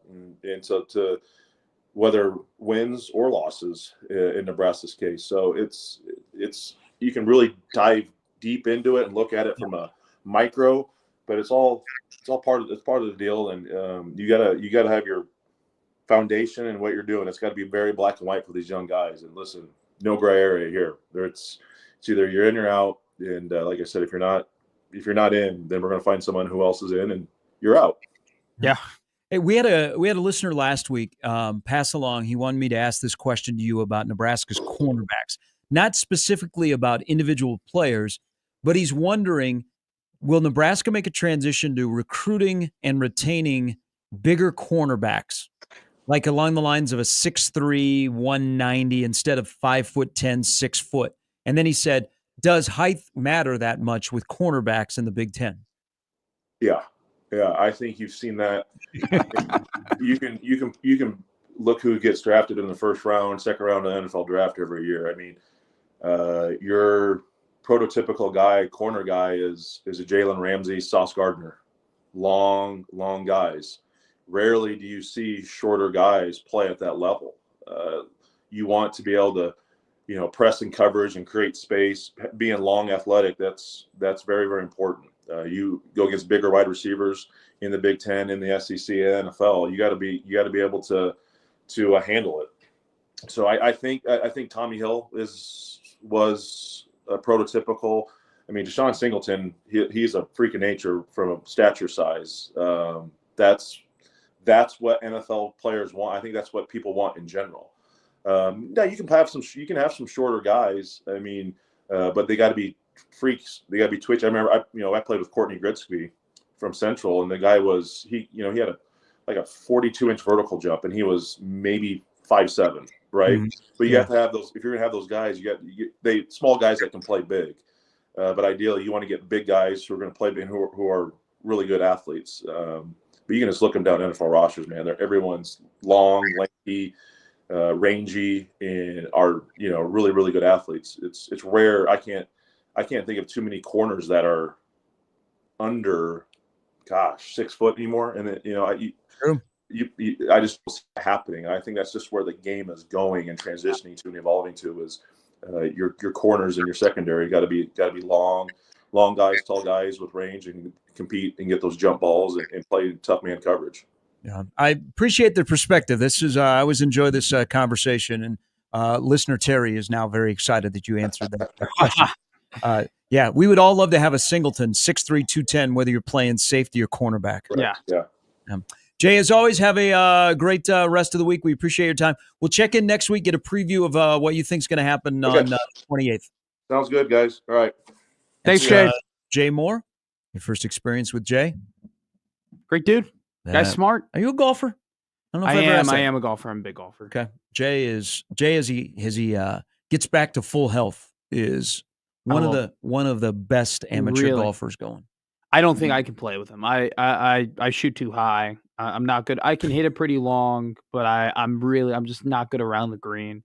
I'm a big morale guy on the course. I've been told, so like I get picked for scrambles a lot for like little like charity or like friend group outings, and you're good company. No, I'm well, here's the thing too, Jimmy. My last 2 charity golf outings, I was putting the ball. Like we used a lot of my putts. Like they had me go first, and we played 18. There was about 8 holes where I just stepped up, I sunk it, we went. Like we were done. Like it was like I was on, and then the next one I went to was pretty similar. I'm a clutch putter. All right, you got to take them with you. But I'm not like, don't ask me to chip. That's okay if you're in a scramble. If we can find exactly, yeah. And I get some. I'll have like once in a blue moon. Like I think I'm good for about 3 or 4 drives where it's like, oh, And like I'm a lefty. Mm-hmm. So whenever we hit a dog, when we hit a dog leg right, that's my hole. Like I'm bang, bang, fairway, chip, par, let's go. You know? So I was very jealous on Saturday or on the weekend being out in California. I had friends that were sending me pictures of them golfing here in Omaha. Are you a big golfer? Yeah. I try and play 100 rounds a year. You're wow. That's awesome. Yeah, I only got up to about We're 20. out of here at 11, teeing off at 11:30. I got up to only 2025 this year. Just I got busy with everything, and I definitely do want to play more. But I'll say this, and you'll like this. My dad and I, our favorite vacation to this day that we are going to go back to, just him and I, not with the family. We're going back to Hilton Head, South Carolina. We had the time of our lives, just playing, drinking, we went on sailboats. It was beautiful. The food is awesome there. The seafood, the salty dog, incredible. Wonder a food place you recommended for me in South Carolina? You said it's a banger. Any place in Charleston. Yeah, there you go. Well, Harbor Town, which is by Hilton Head, yes. Incredible. Mm-hmm. Quick note here on the transfer portal, because Lane Kiffin is on a conference call right now. I love Lane Kiffin. I don't care. I love him or hate him. I love him. Ole Miss is playing Duke in the Gator Bowl, and Malik Murphy, the starting quarterback for Duke, is already in the portal. Yeah. This is Kiffin's quote. "This season's not over yet, and there's a free agency window open. Just think if the NFL was getting ready for the AFC NFC playoffs and players were in free agency already. It's a really poor system." It's like 6 straight days that Lane has commented on this. It's and annoying. He's spot on. It's annoying. Like, there's a thing called quality of life. And in this time of the year, there are multiple people, not just within athletic departments, but like reporters and analysts and writers. And like, luckily, we're not as delved deep into this as they are, who have poor quality of life during the holidays. This is supposed to be the happiest time of the year. Santa isn't coming to some houses this year because they're too busy reporting on the fact of whether or not Dylan Raiola is going to Miami. Sorry, 4 guys entered the transfer portal last night. I couldn't wrap up the presents. Here's your Nerf gun and your Barbie. Love you, kid. Santa says hi. Seriously. But what about Deuce Robinson? What about Nebraska working to keep Keona Davis? Matt Rule is going to be like, it was either the American Girl doll store or Cam Lenhart. Sorry, honey. We need to win football games. Hey, Mosey, take care of Nowerney. Matt Rule writes a letter to Santa. Dear Santa, bring me more than 6 wins next year. Oh, Brandon Vogel will stop by before we're done on this Wednesday edition of Gary and Matt on 1620 The Zone.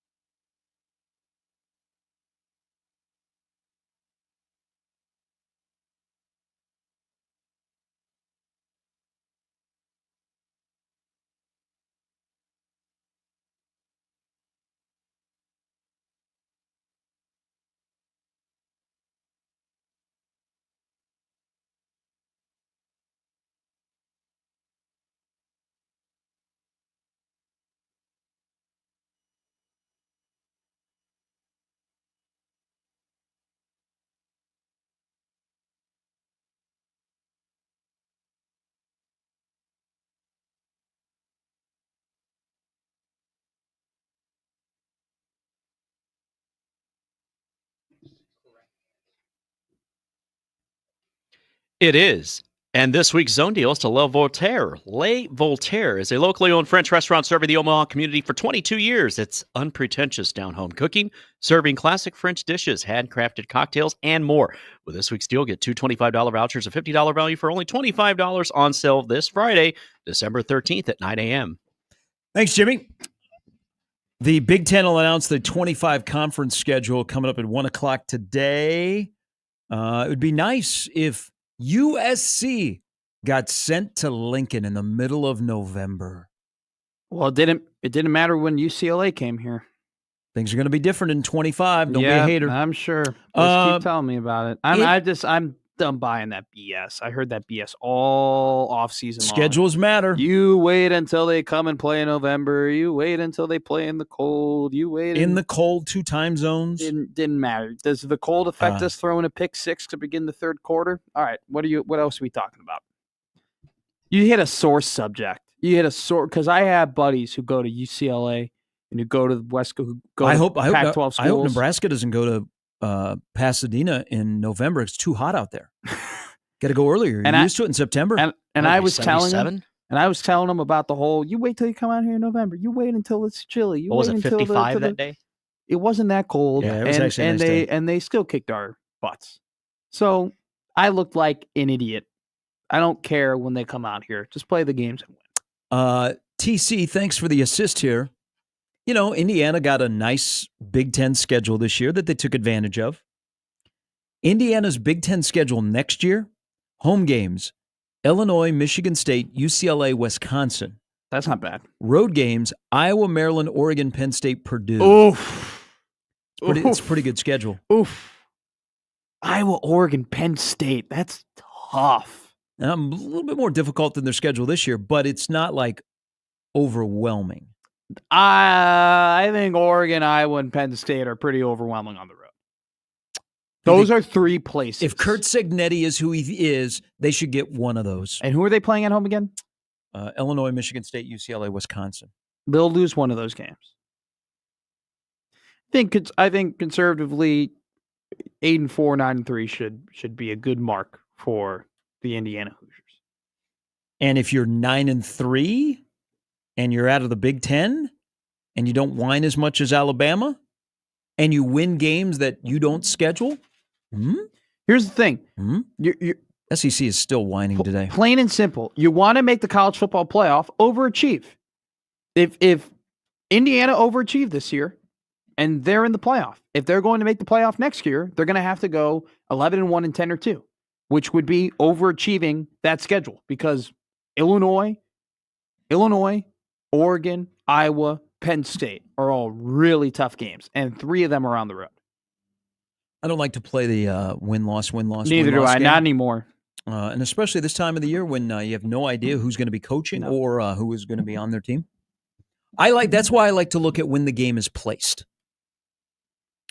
I'm looking at the first home game, the last road game before Black Friday, which will be that weekend, and then when does Nebraska's buys happen? Other than that, just give me the schedule. Let's play some games. Cold, warm, rainy. Well, night, look at how we looked at our schedule or at Nebraska's schedule before. I know I slipped up there. Look at how put $1 in the jar. Look at how we looked. Us as a media corps looked at Nebraska. No, we as a media corps. Okay, all right. I'll take looked back at that $1. Nebraska's schedule before the season began. What did we say? Well, Indiana should be an easy win. No, it wasn't. UCLA should be an easy win. No, it wasn't. Illinois, probably a win at home. No, it wasn't. Oh, our toughest stretch down the year. USC, Wisconsin, and Iowa. Those three teams. That was probably the easiest stretch in terms of records in the Big Ten. Because USC had a losing record at the time. Wisconsin had a losing record. Or they were even. They were 5-5 at the time. Iowa was 6-5 at the time. So how we thought, oh my God, are they going to win a game in November? Because what a tough stretch of USC, Iowa, and Wisconsin. And it just wasn't that way. I was all into the win-loss game last year. I thought it was fun. That was like what I did. What was your projected record last year? So I went on Husker Hour, and I said 8-4. Okay. But I said it was going to be an 8-4 team that looked more like a 7-5 team than a 9-3 team. you were going to look at the record and be like, Nebraska was closer to being, 7-5 than they were 9-3. I thought stupidly that they were going to pull out close wins and win games that maybe they shouldn't have. Quite the opposite happened. I don't know how many people had 6-6 though. I was 7-5 because I didn't know if they were prepared to deal with success. I think that's a great shout. But I never changed my 7-win because for the last couple of years, when the spring game is over, I walk through the stadium on the field. Okay. To walk to the other side of Memorial Stadium. And that's when I say to whoever is with me, this feels like a blank team. Yeah. And I said last spring game, walking off the field as the stadium was empty, I said, this feels like a 6-6 team. And then I changed to 7-5. I honestly did not waver from 8-4 until they couldn't mathematically win 8 games anymore. Because I just thought it's like every game they played was what wasn't a winnable game this year. Because you can look at it two ways. Was it winnable before the ball was kicked off, and was it winnable during the game? The only game that really wasn't winnable, I would say, was Indiana. During the game? Kickoff, I picked Indiana to win. I didn't think they were beating Indiana. That was me. I think if you did a majority of everybody, pulled everybody, every game was winnable. Do you know that Rule thought they were going to beat Indiana? I hope Rule thinks they're going to beat every single team they play. I would be concerned if he didn't think that he was going to be Indiana. Sure, that's fair. But I think he thought when they got on the plane on Friday to go to Bloomington that they were going to beat Indiana. Once again, thus the reaction when it was 56-7. You want to know the difference between Indiana and Nebraska right now? One's playing in the college football playoff on a night in South Bend. The other is going to play a nooner in New York, in the Bronx. Here's the difference. I'll give you two differences. Number one, Cignetti's playing with house money. He was playing with house money as soon as he got the job. He knew that he could come in there. There's no expectations. I'm going to bring my guys. I'm going to run this program. This is me. No one really gives a damn about this program anyway to begin with. We're a basketball school. This is what we're going to do. We're going to roll. Right? Mm-hmm. He was able to do that because there wasn't the skeletons in the closet. Matt Rhule had to come here and basically tear down this program to the studs and then build it back up again. And he's essentially used the guys who stayed here as a waiting period to build a foundation of the house that they're going to build. That's the number one difference, right? It's two programs built in very different ways because of different expectations and different circumstances before they took the job. Correct. The second difference, though, Kirk Cignetti walks into a locker room and says, we're going to beat their ass. We're going to kick their ass. We are going to win this game. There's no one better than this team in this locker room. Matt Rhule walks into his locker room and says, we're playing a good team. It's going to come down to the last play. You better make it. There's a different mindset there. There's a different mindset with those players and how they attack and how they play the game. And I feel like, and we talked about it. One is an NFL. Because every NFL game's supposedly going to be close. The other is a college football. Foot on the pedal. Yeah. DGAF. Yeah. And it's the mindset of, we talked about it earlier at 6:00.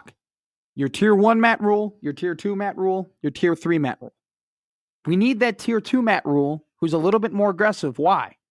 Because he's the one that's more likely to look into the eyes of his team and goes, you're great.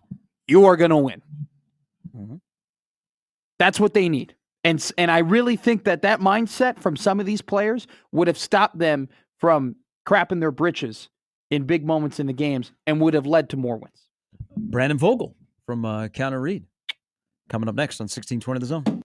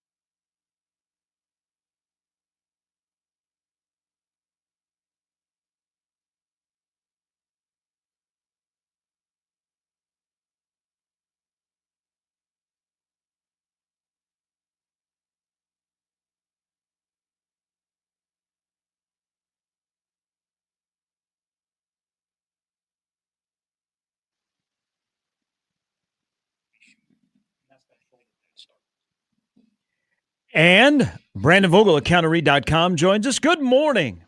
Good morning. How are you? I'm doing well. How are you guys? We are wonderful. This is your first foray with Mr. Matt McMaster. Nice to meet you, Mr. Brendan. Nice to meet you, Matt. Let's start here because there's been a lot of stuff going on. So it's a lot of stuff for you to churn out content.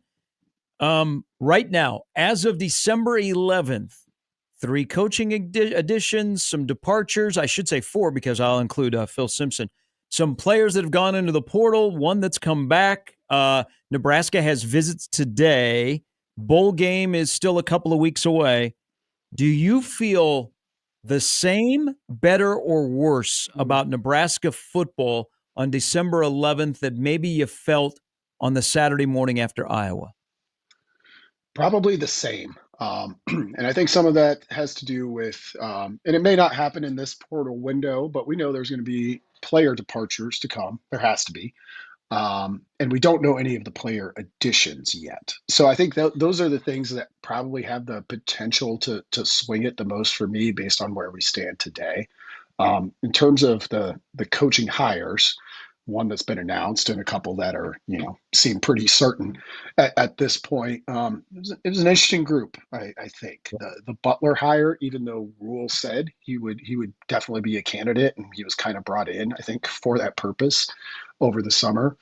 The timing of it surprised me a little bit. I thought Nebraska had an opportunity to take its time with this, and who knows, maybe there were other motivations for making that hire official, but I was a little bit surprised that they made that pick now. Not surprised in the pick itself, I guess. Brandon, I'm actually going to ask you a question that Gary and I we were talking about it off the air. I want to know what your preseason prediction was record wise for Nebraska, and what went right in your prediction and what went wrong in your prediction. Good question. I was at 8 wins, and I said I thought they had a chance to be at 9, and that's what it would take for Nebraska to have a surprising season. That was kind of one of the things that I wrote going into the year during fall camp. So what went right there? I think offensively, even though there were some serious struggles there in terms of upgrading receiver, and Dylan Raiola kind of being about what you'd expect from a true freshman, I think that went right. And for the most part, it was probably good enough to get Nebraska to 8 wins with a couple of different breaks. What went wrong? And this wasn't something I necessarily didn't see coming either. I thought their biggest opportunity to take a step forward defensively was against the pass. That didn't happen. They regressed a bit there, and regressed a little bit against the run. But I think the bigger deal was the pass defense, and that's not solely responsible for them only getting to 6 wins either, but it certainly contributed. So let's talk about Phil Snow. So the college Phil Snow and the Matt Rule Phil Snow have been together for 7 years from Temple and Baylor. Now, they were top 20 nationally in defenses in terms of points per game in 4 of those 7 seasons. Then they went to Carolina. They both got fired at Carolina. Phil Snow is now an associate head coach. What does that mean, and what do you think that his involvement with Rule will be with John Butler? Yeah, it'll be interesting to see on that part, because John Butler was pretty plain when he left the Bills that this is what he wanted. He wanted to become a defensive coordinator. He's gotten that opportunity for only the second time in his career, which is part of the reason I find that hire, from how I usually do things, a little bit tough to parse. You've got that one Penn State season in terms of being a coordinator to go on, and only a handful of college seasons prior to that. So, I mean, this must have been part of the deal from the very beginning. You've got to be a little bit confident to take that DC role, knowing the only other, the Rules had 2 defensive coordinators as a college coach, and Phil Steele represents 7 of those 9 seasons. So it's clear, I think he's obviously a sounding board and somebody that Rule trusts. And, part of this is today's today's rules make this possible for a 68-year-old Phil Snow to do this. Like, you don't need him to be out there relating to 17-year-old, edge rushers you're trying to recruit. It's solely about the football. And from that perspective, like, I like the upside of bringing him into the fold officially. So, Brandon, we're going to go through now, or Nebraska is going to go through 3 defensive backs coaches after they hire their next DB coach in less than 12 months. I mean, just about that. And so you're having a lot of this room, which you said did regress. And if we're looking at where the building blocks of this program has been built, it's not really necessarily there. It's been more so at wide receiver and defensive line. So looking at all that, looking at the different cooks in the kitchen, looking at the fact that they don't necessarily have as much talent in that room from a younger guy's perspective as other rooms, how important is this hire? And I'm not going to fully put you on the spot and say, give me a guy or two you think could be hired, because, I mean, there's a lot going on and that would be unfair. But if you do, we'd love to hear it. But just in general, how important is it to get this one right? I think it's pretty massive. I think it's massive in a college football sense, where defending the pass is a little bit more important than defending the run in today's game. And I think that's true even in the Big Ten, though it's probably less true than in some other leagues. So it's big from that perspective. It's also a young room, as you mentioned. And you're coming off a year where, it didn't go quite as good as I think it could have gone. That team or that group didn't reach its potential. So there's a little bit of a hill to climb there. And I haven't looked at, potential candidates for that role. But part of the reason I think it's so big, in addition to what I said, is like DB at Nebraska, based on some analysis I did a couple of years ago, is a position that they traditionally recruit well. When you look at in terms of who they put in the draft, the level of players they're able to get coming out of high school, it's, to your point, D-line and linebacker have been really good these 2 seasons, which is a great development for Nebraska. But over a long span of time, like, I would count on Nebraska being more talented and more skilled at defensive back than at most of those other spots on the defense. So getting Nebraska to that point and getting the play on the field to match that, I think, is also kind of one of the job requirements for whoever that might be. Hey, how rare is it, do you think, to hit a home run with your initial staff as a head coach at a new place? That's a good question. It'd be interesting to actually try and count it out, because, the one that I think is like a grand slam, Bob Stoops at Oklahoma, his first staff, like, that was just nailed it. Maybe Dabo Sweeney at Clemson with that early staff, and how long those coordinators stayed around and what they were able to do. But I'm guessing it's probably more rare to hit that home run than to have a couple where you have to make a change fairly early on. And that's, I think, been the case with Rule. Like, the group that's coming in, assuming Terry Bradden is going to come from Kansas City, is a really interesting mix. It's a mix of guys that I would have been a little bit skeptical about in a very recent era of college football, because you've got a lot of NFL guys now.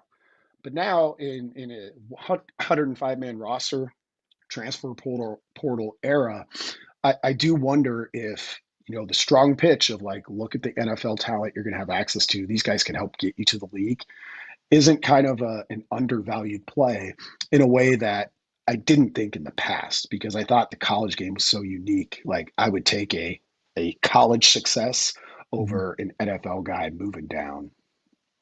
We didn't really get into this on the show today, and we'll Gary and I will probably talk about it tomorrow after I ask you this question. But I am a little bit worried about the Phil Snow hire, not necessarily from a X's and O's, what this guy can produce standpoint, but I think it gets a little choppy when you have the DC, right? And then you have a guy that the coach really trusts that influences the DC, but is under him, right? There's a little bit of a hierarchy there. So I want to ask you, Brandon, is there a connection between Butler and Snow that maybe we don't know? Or is there anything that you could tell me that can make me and people who may feel the way that I feel a little bit more comfortable about the dynamic between Snow and Butler? Yeah, I think that's a good call. I think that's a valid concern. And I mean, Phil Snow's had such a long career that it's possible that he and Butler. I mean, Butler's been doing this since like the mid '90s too. So I guess it's possible that they cross paths somewhere. I think maybe the allaying factor there could be both of them do have NFL experience, where it's sort of nobody's got time for your feelings at that level. So they should be at least accustomed to it. And I guess, probably the big variable there is how much is anyone willing to kind of like trust Rule to navigate that? And that's, an open question. If he thinks they can do it, I kind of give him the benefit of the doubt to this point. But the fact that Nebraska's made some changes or had to make changes so far this early in his tenure, raises a bit of a question with that too. We'll get you out on this. We always wonder, and you and Aaron Aaron will be at the Devaney Center this weekend for volleyball. What's the big project we're working on leading up to the Pinstripe Bowl that we can find on counterread.com? I'm trying to get my head around the transfers and not looking at it like who's coming, what's Nebraska need, might do some of those, but you can find some of that stuff plenty of places. But like, is there a prototypical transfer that works beyond the obvious ones, the 5 stars, that piece of it? It's been something I've been trying to hack away at for a while. So I'm hoping to have that come out at some point before the end of the year. For tomorrow, actually, I'm going to the volleyball route, and I'll have my kind of big regional preview for all of the tournament that's remaining, not just Nebraska. I want to ask a quick question about the article because I love that. And you can tell me screw off really quick, 2 seconds. How many different prototypes are there? Are there 3, 4, 5? Have you gotten to that number yet? I'm guessing you're probably right on it. There's probably 3 to 5. Okay. And some of them might just be plug and play guys, but those aren't the interesting ones. Fantastic. Brandon, as always, we appreciate your time. Thank you. Thanks, guys. Have a great one. That's Brandon Vogel from counterread.com. We'll be back in again tomorrow at 6. Lots to discuss. We didn't even get to your chili and cinnamon rolls. No, we won't. There's so much today and so much could break down. And hey, man, how lucky are we? Who's got it better than us? This week, first week of the show, packed, filled with a lot of sports. Love talking about it with you, man. Yeah. We'll see you tomorrow at 6 with all of you on Gary and Matt, 1620 The Zone.